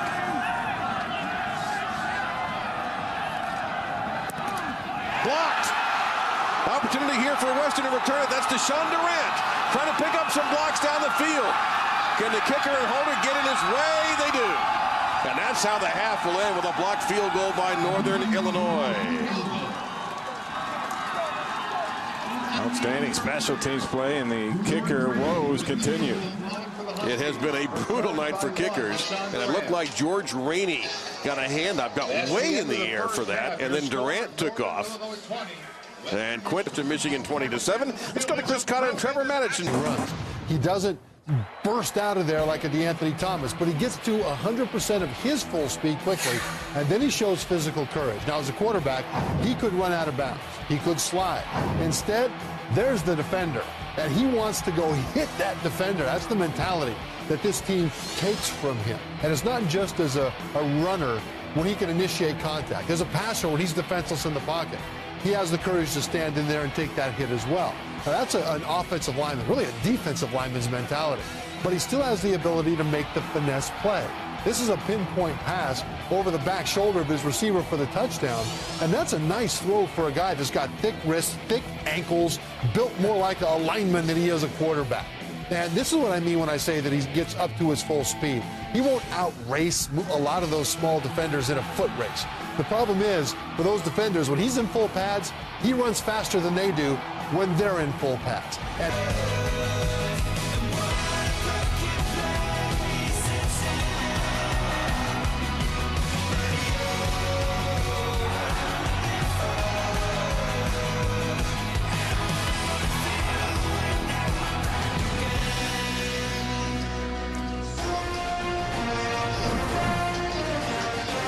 Halftime, just about out of it here in DeKalb, Illinois, where the wind chill is under 10 degrees. It hasn't stopped the fans, a hearty group, and it hasn't stopped the Huskies.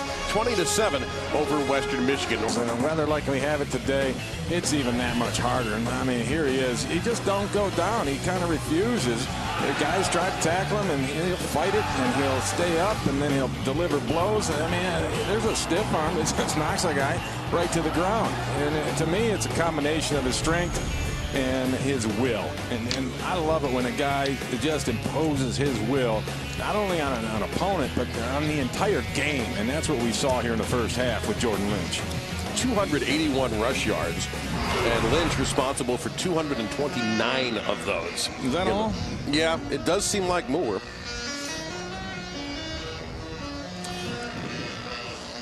So Western Michigan will be kicking off. Snow seems to have gone away. The cold temperatures obviously have not.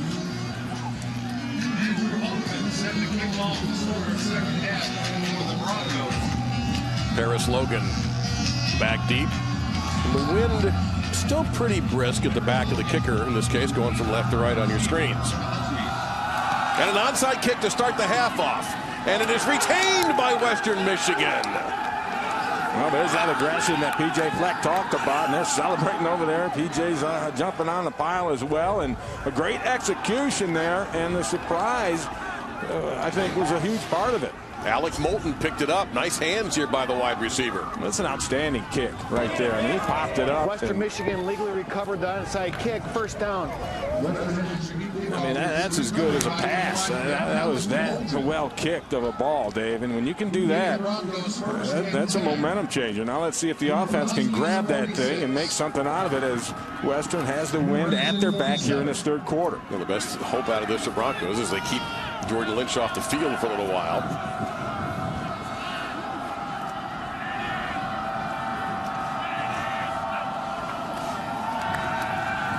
Quarterback Zach Terrell throws, caught, and knocked out of bounds. That's going to be a first down. That's Kenrick Roberts, who's played a good game tonight for the Broncos. And Quint and PJ in this ball game, his optimism, his energy, his positive attitude. These kids are still playing hard. Yeah, that seems to be the mantra around that program. Maybe we've talked a little bit about the row the boat mentality, and maybe you're getting an example of it right here. Pass down the field, almost caught. Instead, it's going to be second down at 10, trying to get it to the very talented freshman Corey Davis, and he was well covered that time. Yeah, Marlon Moore. Marlon Moore, yep. Moore, nice job down there, getting the body position, then able to knock the ball away at the very end, because Corey Davis is a dangerous threat down the field. And you see the good hands on him. He kind of worked him a little bit. And then he got his eyes around to find the football. And that's the number one thing that you see, even on Sundays, that guys just for some reason aren't able to do. Well, Marlon Moore just did it to perfection.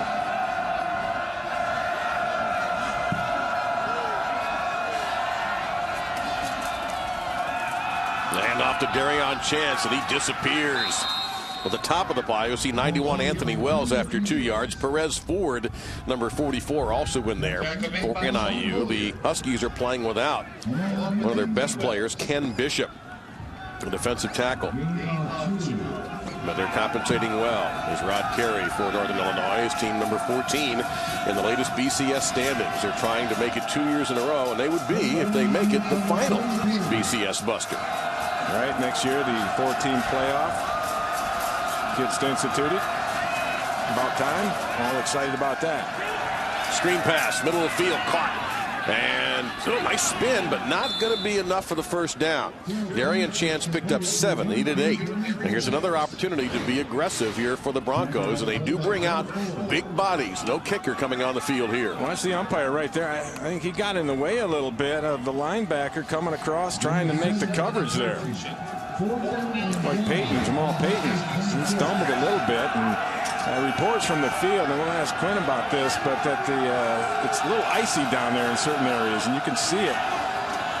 The remnants of the snow on the field, that's really ice. Tremonte Bowles, the lead blocker, 55. They don't go underneath into the short run. Instead, another interception, almost anyway, by Jimmy Ward off a deflected pass. He almost had that.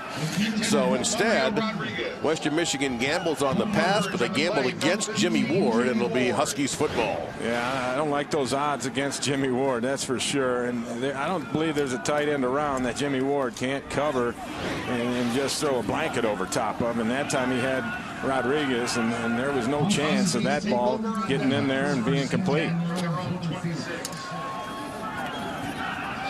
Another MAC player that appears to have a very good NFL future. James Spencer, the tailback for the moment. And they go to Spencer. He almost was able to get through a little crack in the defense, but a good tackle after a 2-yard game by the cornerback, Donald Seliskar. Seliskar has recovered from his little collision there with Jordan Lynch late in that second quarter, and comes up and makes another good play, setting the edge for that Bronco defense on this jet sweep.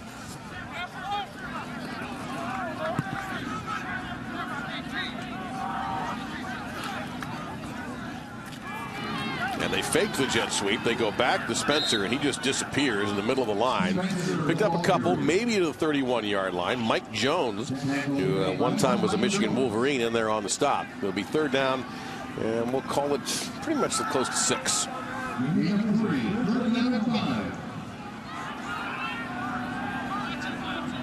This is where Jordan Lynch likes to keep the football if they do go with it on the ground. And why not? And instead, Lynch comes out firing, and it's incomplete. Again, throwing into the wind. He tried to hit it to Turner. Argyros Turner unable to hang on. That was a tough catch for him to make, so it's 4th down and 6. And here comes a problem for Northern Illinois so far. Punting into the wind, Tyler Weedle has hit 14 and 17 yards. It's become a problem throwing into that wind as well. And the Huskies scored twice going into the wind. But on both those drives, it was Jordan Lynch scrambling rather than throwing the football that moved it down the field.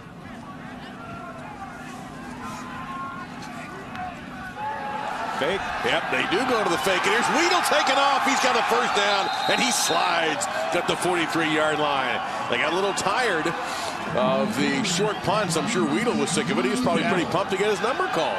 And that's just a great decision there by Rod Carey. And obviously, they saw something, and they've got a 3-man wall, and really nobody even had to block anybody. Well, and Weedle just split that thing, and there you go, move the chains. 2 special team surprises, and we haven't even played 5 minutes in this third quarter yet. Yeah, Rod Carey says, okay, you want an onside kick? We'll fake a punt. And back and forth they go. Now Cameron Stingley, 42, is into the game. He is off the right hip of Jordan Lynch. That's Brown in motion. And it's Brown who hangs on to it. And he spins out of 1, but can't spin out of that tackle. That's going to be a gain out to the 46 of 3 yards. 2nd and 7. Hit made by Justin Curry, the Broncos' top tackler.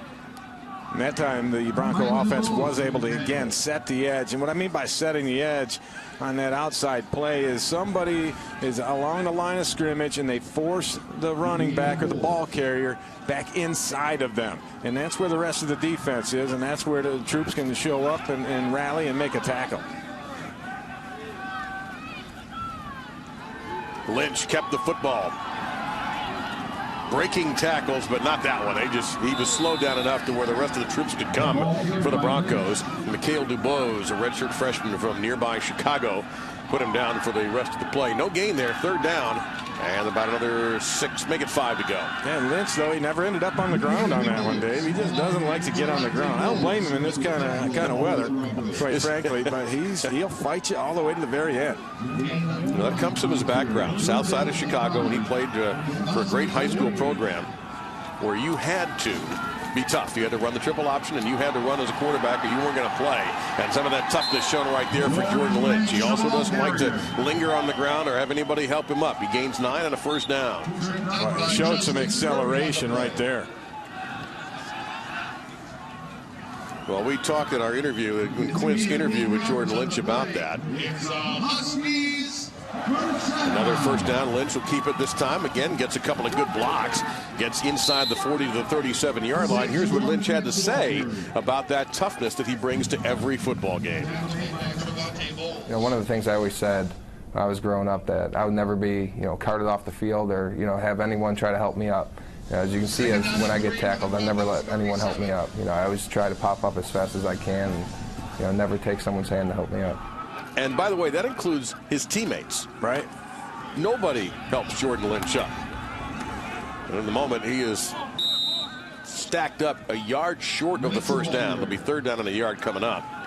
Yeah, I took a different view of that. I never helped anybody else up. Of course not. But I never thought of not letting one of my guys help me up. That's a great thought there. However, I think the execution of it is not always true. Now, if one of your own guys, your own color, reaches a hand down to help you up, you're going to let him help you up. He claimed that he doesn't even allow that. Yeah, but he just did on that last play. Well, there are exceptions, apparently. So here's the handoff for the yard. No, nothing doing. Shut down by the middle of the defense that time. That was Roosevelt Donaldson getting an opportunity, a redshirt freshman from the Miami area. Fourth down and a yard to go, and it looks like the Huskies are going to go for it. Yeah, in this field position, absolutely, and just a yard to go. Northern 10 of 25 on fourth down this year. And they'll get it easily. Make that 9, now 10 of 15 on fourth down this season. No problem with Cameron Stingley, the downhill runner, the redshirt junior from Romeoville, Illinois. And with Stingley and Spencer, you've got a power back and a speed back that NIU can trade off. In addition, of course, the obvious threat of Lynch, who's got 247 rushing yards tonight. And they don't want to throw the ball going into this win because it's been ineffective. Lynch on the design run. Gets to the middle of the Broncos defense, and they're starting to wrestle him down a little bit better. That was Trevante Bowles, 55. In there, who dragged Lynch down and had some help come in there. So a gain of 3 to the 28. It'll be second down and 7. Well, Western Michigan is loading the box. They're playing man-to-man on the outside. They know the trouble that Jordan Lynch is having throwing into this win, so they're stacking the box against that run, and that's why they're having a little success. 13th play of a clock-eating drive here following the fake punt that kept this thing alive. 8 guys right in that box right there. And Lynch reads it, steps up, wants to go the other way. You can see they're spying him. Lynch gunning it toward the end zone. He basically just threw that away. It'll be third and 7. Good job that time by the Bronco defense. He was trying to actually pull one. He tried to sneak his back along the sideline. And you're going to see the fake come through here in a wheel route along the outside. There you see he gets the fake and away he goes. Good discipline there by the Broncos. You see a man picking that up because that's what they wanted. That's what they called and dialed up.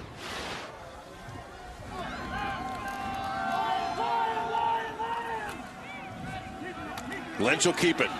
Trying to get to the outside. Western's waiting for him. Lynch breaking tackles. A flag is down and Lynch is down at the 17-yard line. And he got helped up. That was a Houdini move right there. I don't know how he was able to get himself out of there. He had to help his pants up also before we had a problem on national television. Grasping and twisting the face mask. Defense number 1. Half the distance to goal. Automatic, first down.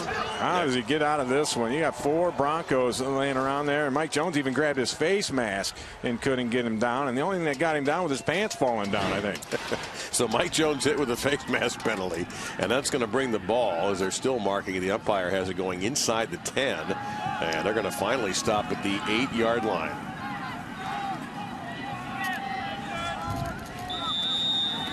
Yard carry for Jordan Lynch on the last play. First and goal. Stingley right behind Lynch. And it'll be Stingley.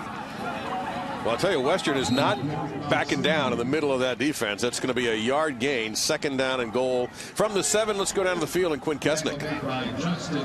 We needed 12th guy is what P.J. Fleck told me. He says our Joes are playing with their Joes, but Lynch has been the creator. He's been the best player in college football, and that came from the Western Michigan sideline at halftime.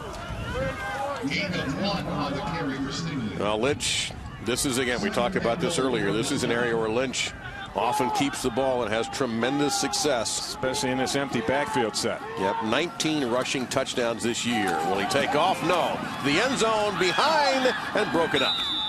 That was Demetrius Petway, number 2 in coverage for the Broncos, trying to get the pass in to Joan Breskison.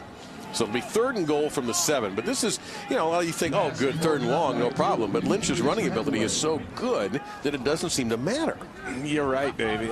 He makes play after play after play. And, you know, I wouldn't count him out here on this one. Now, Western Michigan is going to play man-to-man on the 5 receivers that are outside. They're going to leave 6 in the box so they have an extra hat in case Jordan Lynch tries to run. And there he goes. Picking his way through, doesn't make it. It'll be 4th and goal. Now, your kicker is struggling, and he's going to be kicking into a win, but it's a short field goal. Bowles in there on the stop again. And they're going to give Matthew Sims, as Quinn pointed out earlier, has missed 6 of his last 8, an opportunity. With the tackle. And we showed you Matthew Sims earlier today. Well, while everybody else was still having cocoa in the locker room, Matthew Sims was working on his craft. So this will be a 23-yarder for Sims. And there's only one way to get yourself out of a slump, Dave, and that's work yourself out of it, and that's what Sims is trying to do. As Ben Hogan said, the secret is in the dirt. Now, there's no dirt here, but he nails it. So Matthew Sims, who missed the PAT tonight, gets that back and a couple of more. And Northern Illinois up 23-7. Good for you, Matthew.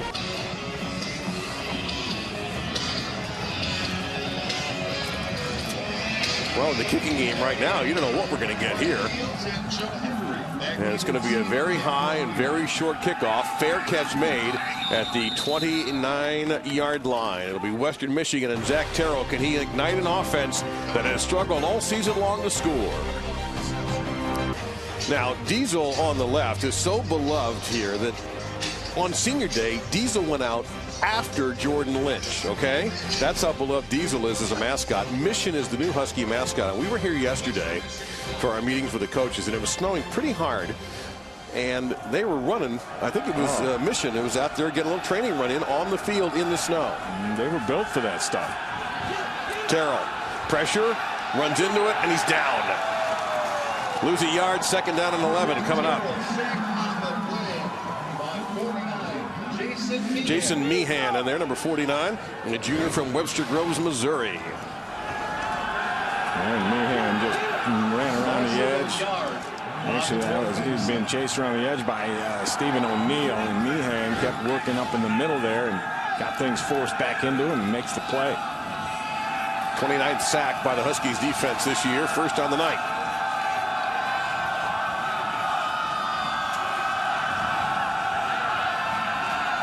Taking this play clock down quite a bit. Terrell, pocket collapsing, he takes off. And Terrell, and he shows a little of that toughness and lost the ball. Was he down? The official says no. You saw the beanbag. That's a fumble and a Northern Illinois recovery by Stephen O'Neal. O'Neal, a 5th-year senior, playing in his final home game here, and comes up with a hit. Ooh, that was a hard hit. You could see why he couldn't hang on to the ball. Yeah, Paris Logan just brought the heat on that hit. And O'Neal falls on the football, and you have to wonder about Zach Terrell in his shoulder right now, that right arm. Well, he's meeting with Dr. P.J. Fleck first. Well, you just talked about all the toughness with Lynch and all the I don't go down and I hit people. And this time Terrell tried the same thing and may have paid a price for it. It's not an easy thing to do. Well, and I think one of the ways that Lynch stays healthy is his shoulders are always square at the end of a play. And so he's taking the brunt of the hit with the full force of his body instead of turning sideways. And a little trickeration, and the ball is dropped.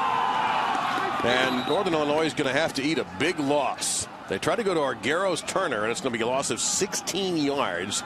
It'll be 2nd down and 26. And we'll never know if Turner was going to even step up and try to throw into the wind. I kind of doubt it now that I think about it, but it's going to be a loss of 16 yards. Not a bad call, that area of the field when it's so hard to throw a football.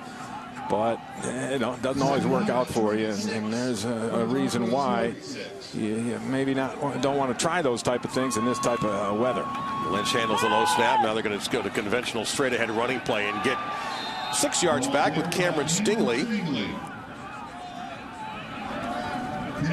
So it'll be 3rd down and 20. And oddly enough, Stingley needs 42 yards to get to 1,000 for the season. Yeah, he's got 22 thus far on the night. Now up to 29 after that carry. So still a chance for him to give Northern Illinois their first pair of 1,000-yard rushers in school history. Don't forget the school had Garrett Wolf at one time. Straight ahead to James Spencer, conservative call. And it'll be 4th down and about 15. And there will not be a field goal try into this win. You're going to see the punt team come out. Or will it, you run 2 fake punts here for the half? On a 4th and 15, that would be right on the edge of not a good call, perhaps. Well, the wind not as drastic as it was. You look at some of the MAC flags that are flying off to our left. Weedle's just going to try to get this as close to the goal line as he can, and did a good job. That's a fine punt by Weedle inside the 10-yard line. That's 28 yards. So a long way to go for the Broncos. Terrell on the sideline, so he will not be out for this series. It'll be the redshirt senior, Tyler Van Tubergen, who started the year as the #1 quarterback, got hurt, and isn't 100% at the moment. He's very close, they were saying, Dave, and he had a separated shoulder, and that kept him out for 3 weeks. And then when he came back, Zach Terrell was playing so well that they kind of didn't hurry him back, and now he's getting an opportunity. Against the 14th ranked team in the BCS, unbeaten Northern Illinois. At home, where this senior class doesn't lose, and they rarely do. And there's no game, maybe even a loss of a yard that time, as Chance pushed all the way back into the end zone. It'll be 2nd down and 10. Quinn Kesnick tells us that it's a risk that they're looking at of Zach Terrell. He was trying to be aggressive, trying to make a play as a runner, and took a hard shot. That's why they don't like quarterbacks to run for the most part, but there are always exceptions. 3rd down and 10. Let's take a look back. And it's not the first contact, it's there. And he did indeed lose in football. That was ruled a fumble. But Northern Illinois could not cash in. And it's that right wrist that they were looking at. I'll say this for the Broncos, for a team that's 1-10. Their season's over when they get on the bus tonight. They have battled. They have battled against a very good football team, maybe the best team in the MAC, on a difficult night to play with wind chills in single digits. Van Tubergen guns it over the middle, and it is almost intercepted at the 23-yard line. And who else but Jimmy Ward? And Jimmy Ward, he's going to hate on himself for not making that play. He was right in perfect position. I don't know if this got tipped or not. No, it got through there, but Ward had jumped the route and stepped in front of the intended receiver. And boy, you can see him doing some deep contemplation right there about that drop. Haven't been many in his career.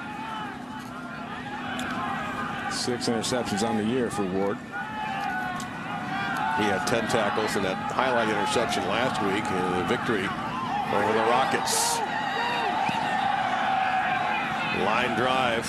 That's a tricky one. He gets a lot of roll, Schroeder does. And it's going to finally Dropping around the 35-yard line. Well, we love rivalries this time of the year. We've got a great one right here. It's the Egg Bowl. It's on ESPN Thanksgiving night. Bo Wallace and the Rebels roll into Starkville looking to take the golden egg. Well, Dan Mullen's upset-minded Bulldogs, they got to win a game to be bowl eligible. ESPN's college football primetime served by Applebee's, part of the rivalry series presented by GoPro. Ole Miss versus Mississippi State. It'll be an Egg Hammond in Starkville. Thursday at 7:30 on ESPN and live on Watch ESPN. 57-yard punt for Jay Schroeder. Holding kicking team number 37. 10-yard penalty be added to the end of the kick. First down.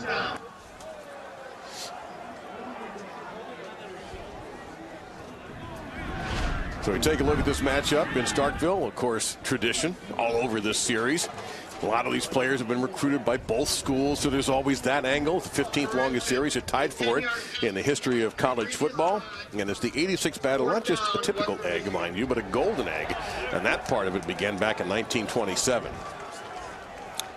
110 times. And then that's something. That's amazing. That's leather helmets, and that goes back quite a way. And it's interesting, you know, for Ole Miss, there was a lot of talk about them being a big splash in the SEC because of the remarkable recruiting class they've had. Coming off a big bowl game win in Birmingham. And the future seems to be very good under Hugh Freeze in Oxford.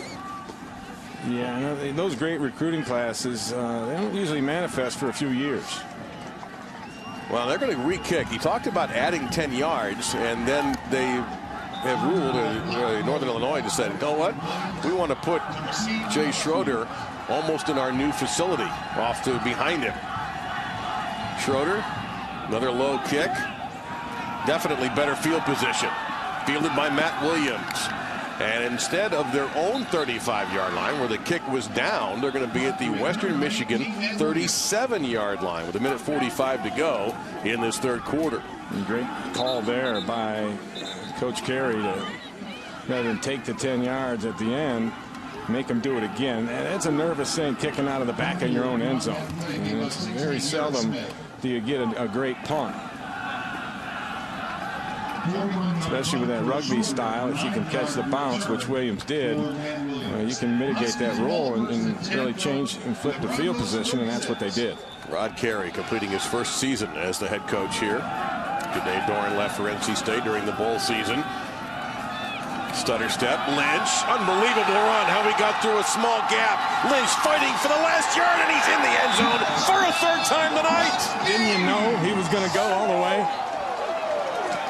37-yard touchdown. And there's a perfect example of the patience that Lynch has when he runs the football, because you watch him early on in this run, and he's not in a hurry to go anywhere. He's waiting for it to develop. He's kind of just looking around, chopping around, and then he finds his way through there, and then you're not going to get him down. That's twice tonight where Ryan Zamora should have had him, and Lynch is having none of it. He just knocks him away, and there he is, 300 yards now on the night in 25 carries. And not only that's the thing, he was reaching back and hitting Zamora behind him. Like, you're not going to do this.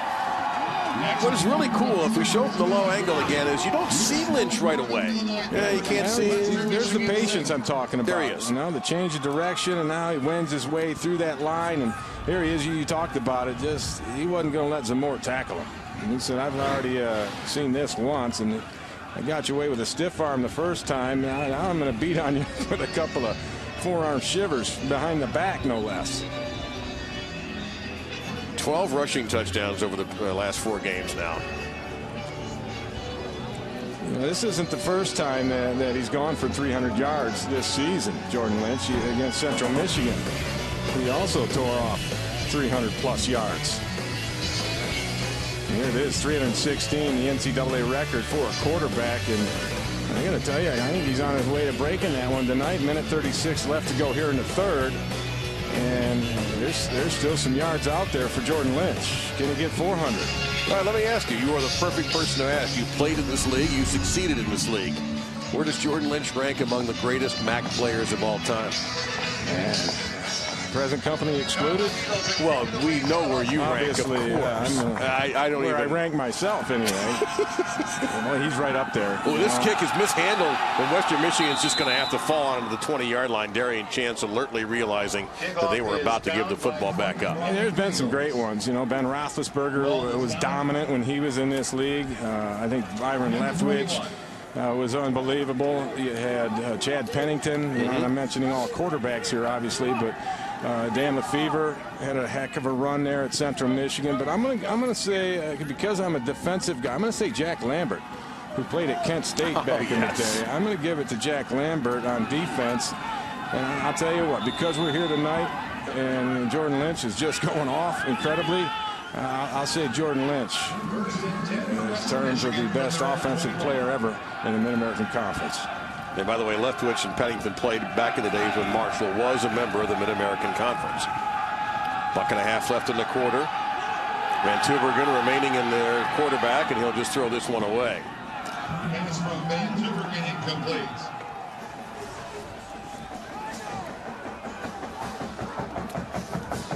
So we've talked quite a bit about Jordan Lynch and his ability to whether he'll be invited on ability, whether he'll be invited to New York City. So that leads us to our MACtion trivia question. What was the highest finish for a MAC player in the Heisman Trophy voting? I actually know the answer. I do too. Because you told me.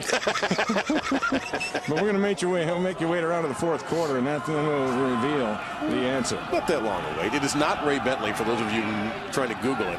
Brian Fields picks up not 5 there, so Boomer May's in there on the stop. It'll be 3rd down and 5. The next game for Northern Illinois will be the MAC championship game from Ford Field. That'll be on a Friday night.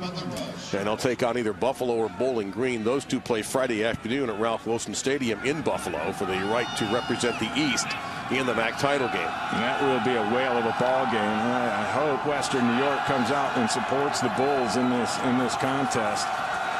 Because it's a great football area, but it's more of a Bills football area. I'd love to see the Bulls get some of their dues. They've had a great year under the old Quinner, their coach, Mr. Quinn.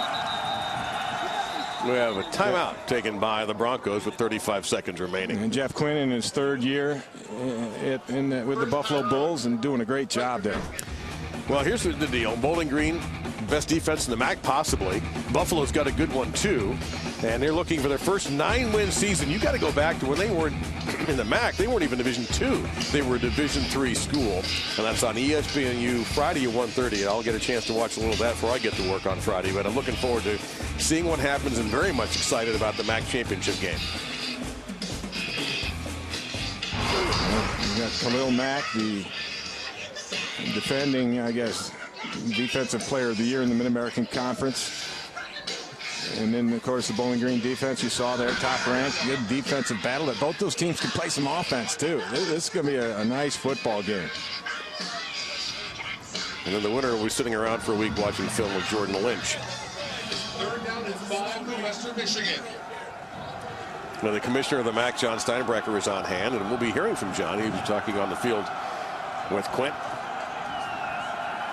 Van Tubbergen in trouble.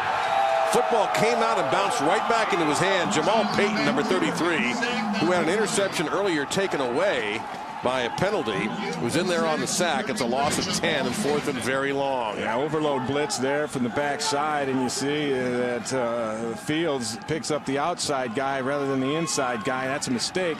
You want to block the one that can get to the quarterback quickest and give him a chance to get rid of the football, and he chose to block the outside rusher, and Payton takes advantage of it. And Northern calls a timeout at the end of the quarter. Now let's see which is.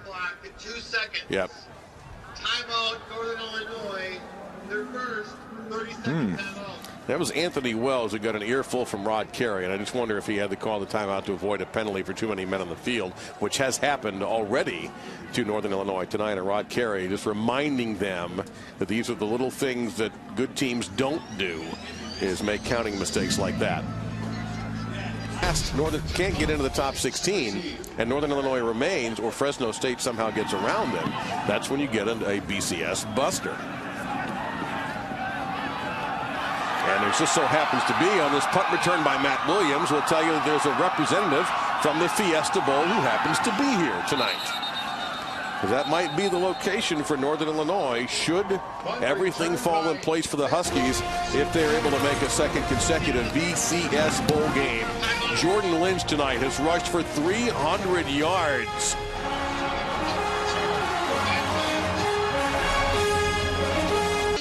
We're about to start the fourth quarter. Jordan Lynch has rushed for 300 yards tonight, right on the number. That's what Western Michigan has for total yards. 200?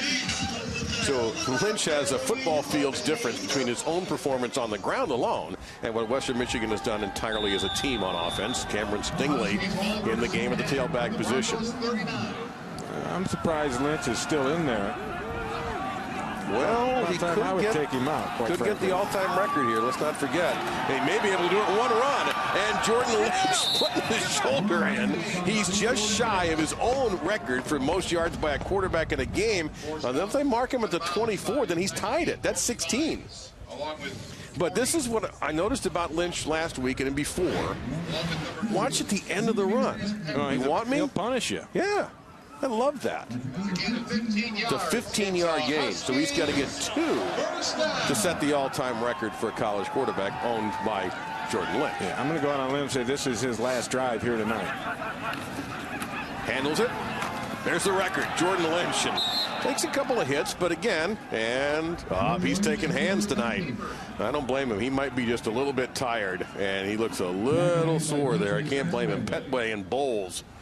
He got in there and flipped him. It'll be second down and about 4. Yeah, we saw a grimace on his face there. That one didn't feel so good. And there's a record that's more important than that rushing record, and that's 13-0, which is what they can go to after the MAC championship game. And then, you know, without him on this team, I don't know that they're as dominant. They're still a very good football team across the board. But they're not undefeated, in my opinion. Well, Lynch has done the record, 321 yards tonight, just on the ground alone. Third down and less than a yard to go. Handles the snap, gives it to Stingley. Stingley lowers the shoulder, and stiff resistance by the Broncos defense. Now, did he get to the mark is the issue, of course. And that was Trevor Ishmael, number 27, who just did not give an inch with Stingley. And he didn't get it. So it's going to be 4th down. And do you give Matthew Sims another shot here? Here's your answer. Yes, break he does. out of that slump. And you give Jordan Lynch a warm parka and a cup of soup. Yeah, and be done. He does look a little beat up, a little tired. And Jordan Lynch, by the way, is not a Cam Newton body. All right, he's 6 feet-ish and 220. Solidly built, but not the biggest guy in college football. He snuck it in there. All right. You know, I was a little disappointed that a few fans booed him when he came on the field, but Matthew Sims silences his doubts and his critics. And Jordan Lynch, it may be all for him tonight. Hardy night. If you're a fan here, you are a fan. And because it's 2 degrees wind chill out there in Northern Illinois, the top team in the MAC West, maybe the top team in the conference, they'll get a chance to prove that with the MAC championship game at Ford Field. They're in command of this game. I mean, he left what is already a very, very, very good Northern Illinois team, makes them even better. Cold night, tough conditions. Midweek November football, as we're seeing a big-time return here by Western Michigan. What reaction have you gotten from the school? This is an opportunity to be playing when no one else is playing. And again, it's none of those things you don't put a value on. Going forward with the college football playoff system, how would that impact MAC schools? Well, it's a chance for that committee to see our folks. You know, you think about... Thank you, Commissioner. We certainly have enjoyed our tour of the MAC in the month of November, and still not finished yet with MAC coverage. And by the way, if you're looking for the bowl season, you're going to see 6, maybe even 7 MAC teams bowl eligible and spots to be filled. Yeah, last year, a record 7 MAC teams made it into bowl games, and I believe that they'll get 6 and then possibly 7. Central Michigan is on the bubble there. They're at 5 and 6. They have to win their finale against Eastern Michigan to get to the magic number of 6 in order to have an opportunity. And, you know, there's a chance that may happen. And while the MAC only has 3 tie-ins, direct tie-ins, where they get an automatic berth this year, with other conferences unable to fulfill, you're going to get chances for Toledo, chance for Ohio to get bowl opportunities. Of course, Northern Illinois may end up in the BCS again. But next year, the MAC will get, I think, 3 additional games, brand new games, that will give the MAC extra tie-ins. And this league deserves that. Right, there's going to be a game in Mobile, Alabama, one in Boca Raton, and another one in the Bahamas. Yeah. I'm willing to go to any one of those. You have my number. Do you have your passport? Yes, I do. All right. So the run by Antoine Scriven getting an opportunity to play now. First down and 10 for the Broncos.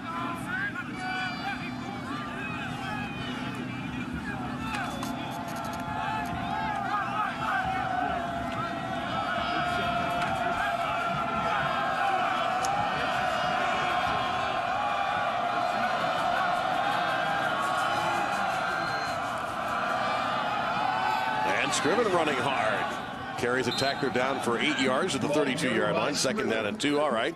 Back in the third quarter, we asked you in the Heisman Trophy voting which MAC player finished the highest. And we've had Chad Pennington as the answer. 1999. Again, Marshall was a MAC school back then, but also when Byron Leftwich was around. And Jordan Lynch, just if he does get the invitation to New York, and we're starting to think, based on Joe Tessitore's Heismanology, and of course the guys have their ballots now. The voters have just gotten their ballots.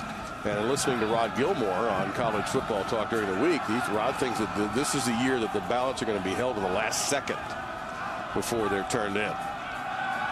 Yeah, and I believe Jordan Lynch will be able to make that trip and be in that top 4 or 5. Probably 4 is what they're talking about now. Yeah, it looks that way. So highest finishes ever for MAC players. You saw Pennington with 5th. There were some other top 10. Jordan Lynch last year was 7th. Nate Davis, what a terrific quarterback he was for the Cardinals of Ball State. And Roethlisberger was 9th. Leftwich the year before that 6th. And Pennington for the Thundering Herd MAC in the 5 spot in 1999. And Lynch would beat that record. It was like he beat his own record for most rushing yards by a quarterback in the game if he gets the invitation to New York. The dropping, lowering of the hopes for Johnny Manziel and Marcus Mariota certainly increased the chances for both Andre Williams and for Jordan Lynch. Short pass. This Rodriguez. He's a load now. Well, I admire that. Again, their season's over in 9 minutes and 10 seconds on the game clock, and Rodriguez is playing like it's the first game in September. Tackled by Santa Catarina and Moore. You know, P.J. Fleck, if there's any compliment you can give him, it's the way this team is playing. I mean, that's the biggest compliment right there. They continue to fight despite the adversity, despite the poor record of 1-10, and all those things. Now, they've had to overcome injuries this year. They've had 15 starters out over the course of the season, and their second, they're on their, it's 2 quarterbacks throughout, and a lot of things have happened against them, but they keep fighting, and you got to respect that, and that goes right to P.J. Fleck and his enthusiasm and attitude and what he brings to this program. Scriven gains a couple, and it makes you think that, and the word is that they're getting an excellent recruiting class together. And, of course, as you said, and I agree completely, that takes a couple of years to gestate and see if it's going to work. But the fact that Western Michigan is starting to be mentioned by some of the recruiters is having a good time, a good year in getting players ready for that National Signing Day in February. We'll see. And that's the strength in the background of P.J. Fleck. You look at this senior class here at Northern. He was the recruiting coordinator here when they were recruiting this group. So that kind of shows you something right there. Scriven again. Nothing. I don't think you got it, Dave. No, he didn't. Based on the official at the far side of the field, no gain on the play, 4th and a yard to go. I think you got to go for it. Yeah, you got nothing to lose at this point. If a field goal isn't really going to do a whole lot for morale or anything like that, you know what? Try and punch it in. I want to see that overload that they ran and scored their only touchdown with in the ball game, that unbalanced line to the right, and see if they can get something done with that. We'll see if Trevante Bowles, actually, he can't sneak on it. No. If he was there. They're going to let this wind down and take a timeout, I believe. Well, they have 2 of them left. Yeah, P.J. Fleck has already indicated the official. Yeah, and then maybe that will allow them to get that group together that scored the touchdown, and that's what I do. So 7:04 to go. Let's find what's on PJ Fleck's mind when we return to DeKalb with Northern Illinois looking like they're going to finish the regular season undefeated. All right, let's look for Big 55 out there. See if he made it. Javante Bowles. And another timeout being called. Yeah, I think Bowles is out on the field, and Northern Illinois had to match that personnel. Hey, let's send it off to our personnel. Chris, appreciate that. Great time of the year for the college sports fan. Football and basketball on our family of networks. 4th and a yard to go. The power package is out there. Ray and I are also kind of rooting for Javante Bowles to get a chance to carry the rock. Pitched out. That works again. And down to the 2 goes Antoine Scriven, the redshirt senior from Inverness, Florida, on the west coast of the state. And that's going to be 1st and goal for the Broncos. Inside 7 minutes remaining in their season. And I'd keep that same personnel in there, and I guarantee you Western has more than that little toss play that we've seen twice successfully now out of that set. And maybe a little bootleg back to the other side. We also mentioned that the big kid Bowles, they have a play where they call his number. So we'll see if they go back to something different. Here they are in the balanced set. And left side jump a little early. That should go against the Broncos. And it will. False start. Offense number 85. 5-yard penalty. 1st down. It's Mario Rodriguez who was hit with that. So now back him up. 1st down and goal from the 7-yard line. And now I don't know that I keep the big personnel in there. But they will. After the penalty, Broncos have 1st and goal from the 7. That's the kind of thing that PJ Fleck has had to endure. His team still making some mistakes they've made early in the year. They have improved. It'll be a gain of a couple at that time. In the beginning of the 2nd game of the season, they lost to Nichols State in their 1st game at home at Waldo Stadium. It was a tough loss for the program because hopes were high, new coach, new attitude, all the row the boat, and the stuff that was being promoted, and they fell flat at home. And it was a tough one for PJ Fleck and his staff. Sorry, Dave. I was going to say, what he told us, and I think we can agree, is he has seen marked improvement in his team from there. And they've been close. I mean, you can make a case for them to be 4-7 this year. Now, that's not particularly where you want to be, but it beats the, you know what, out of where they're at, 1-10. Van Tuveren toward the end zone, dropped. Well, that's a surprise because Corey Davis led all freshmen in FBS. Intended receiver, 84, Corey Davis. Holding. Defense number 21. Half the distance to goal. Automatic 1st down. Fresh set of downs for Tyler Van Tuveren, redshirt senior from Holland, Michigan, wrapping up his college career tonight. And Davis forced that penalty there, and that's why Van Tuveren took so long to make the throw, because Corey Davis couldn't get out of the grasp. Ray Davis leads FBS freshmen in 6 different receiving categories this season.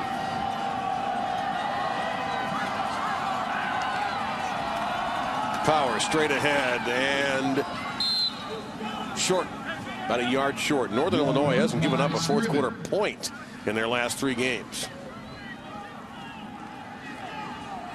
This is where I think you have to give it to 55 Bowles. You know, you're a yard out, and he's a senior, and you have the play. And you know what? I'd be surprised if PJ Fleck didn't do that. Well, this drive's been over 8 minutes long, and this is the 12th play coming up. Izzy Bowles was looking over the sidelines. Am I going to get something here? Nope. Did they get the touchdown? Yes, they did. He'll get credit for a good block is what he'll get. And Western Michigan gets one more on the board. Antoine Scriven had a very nice drive there. Scriven, his 1st touchdown of the season.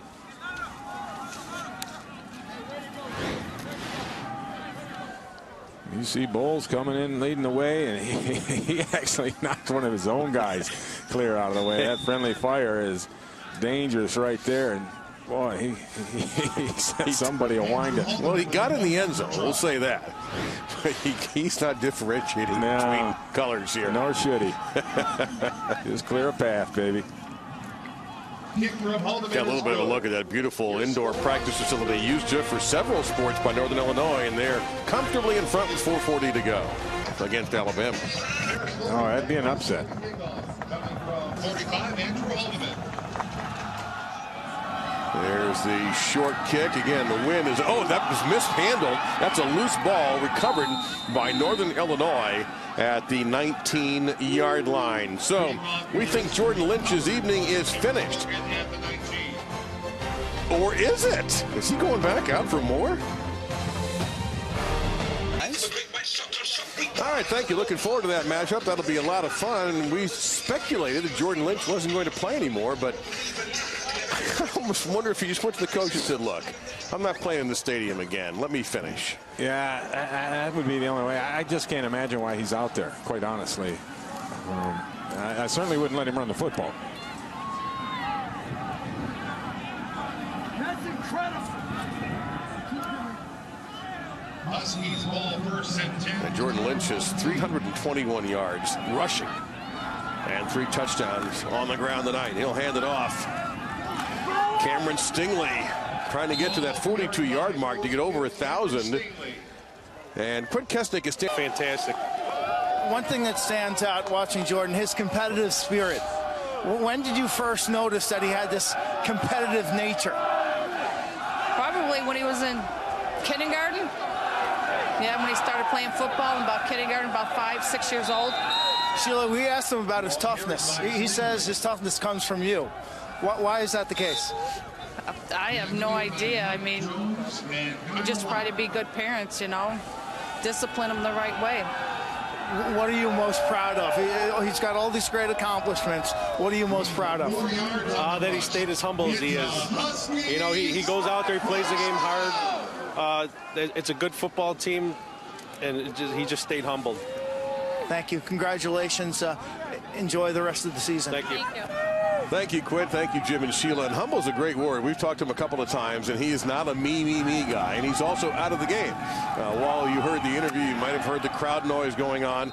That was a salute from the fans that are still here in the 2-degree wind chill in DeKalb, and it's the redshirt sophomore Matt McIntosh. And now it looks like Cameron Stingley is over the 1,000-yard mark. So for the first time in Huskies history, they have 2 1,000-yard rushers in the same season. Right, Stingley at 44. He needed 42 on the night to eclipse that 1,000-yard mark, and all he has to do is not lose any at this point. Well, and this brings up a discussion that Rod Carey is going to have to worry about in the offseason. Who's his next quarterback going to be? And one of the 2 candidates is Matt McIntosh, who's number 9. The other is a redshirt freshman, Drew Hare. And we spoke to Coach about it. And he said, you know, it's really a close battle between those 2 guys. He said McIntosh is probably the better runner, Hare the better thrower at this point in their development, but it's close in both of those categories. So they're going to battle it out in the spring, and they have some big shoes to fill, that's for sure. Yeah, that's a wide open job in the spring. It's a Huskies first down. Under 2 minutes. Northern Illinois 8-0 in conference play this year, counting tonight. 12-0. Be curious to see what happens to their BCS ranking. Fresno State playing San Jose State this weekend. 25 MAC wins in a row. They've won 4 straight MAC West championships. This will be their 26th straight at home and 20 MAC wins in a row at home for the Huskies. Of course, not only will they have a new quarterback next year, they'll have a new mascot starting. Mission taking over for the legendary Husky. And we spoke with Bob Cole, the offensive coordinator. He says, hey, we're losing only 4 seniors on offense, and so they expect to be able to reload and continue to play well next year. Well, their top 2 receivers coming back, Deron Brown and Tommy Lee Lewis. Brown played a little bit tonight. Lewis did not play, but They expect he'll be ready for the game in Detroit against either Buffalo or Bowling Green. Well, Stingley is a redshirt junior. Spencer is a redshirt junior. They are losing the great left guard, Jared Volk. And Matt Krempel, the right tackle. I don't know if you'd mentioned him, but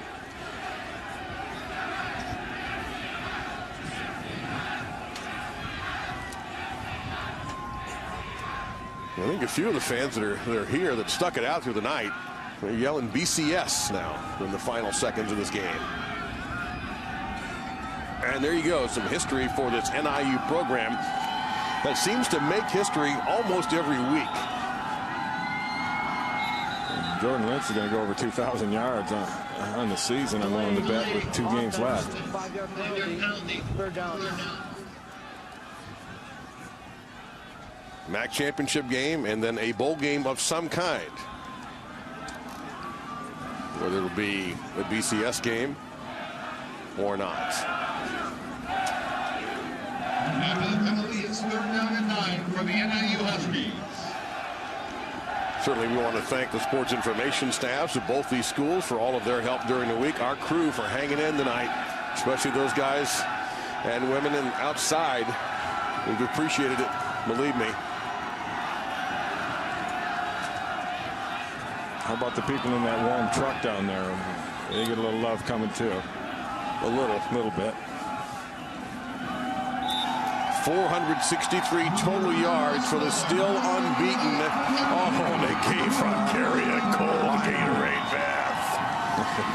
Warm handshake with P.J. Fleck. 12 straight wins for NIU, 25 straight of the MAC, 26 consecutive at home. And now the MAC championship in either Buffalo or Bowling Green awaits. That's it from DeKalb, Illinois. Your final score, 33-14, Northern Illinois over Western Michigan. We thank you for watching Tuesday Night MACtion. Now let's take, as promised,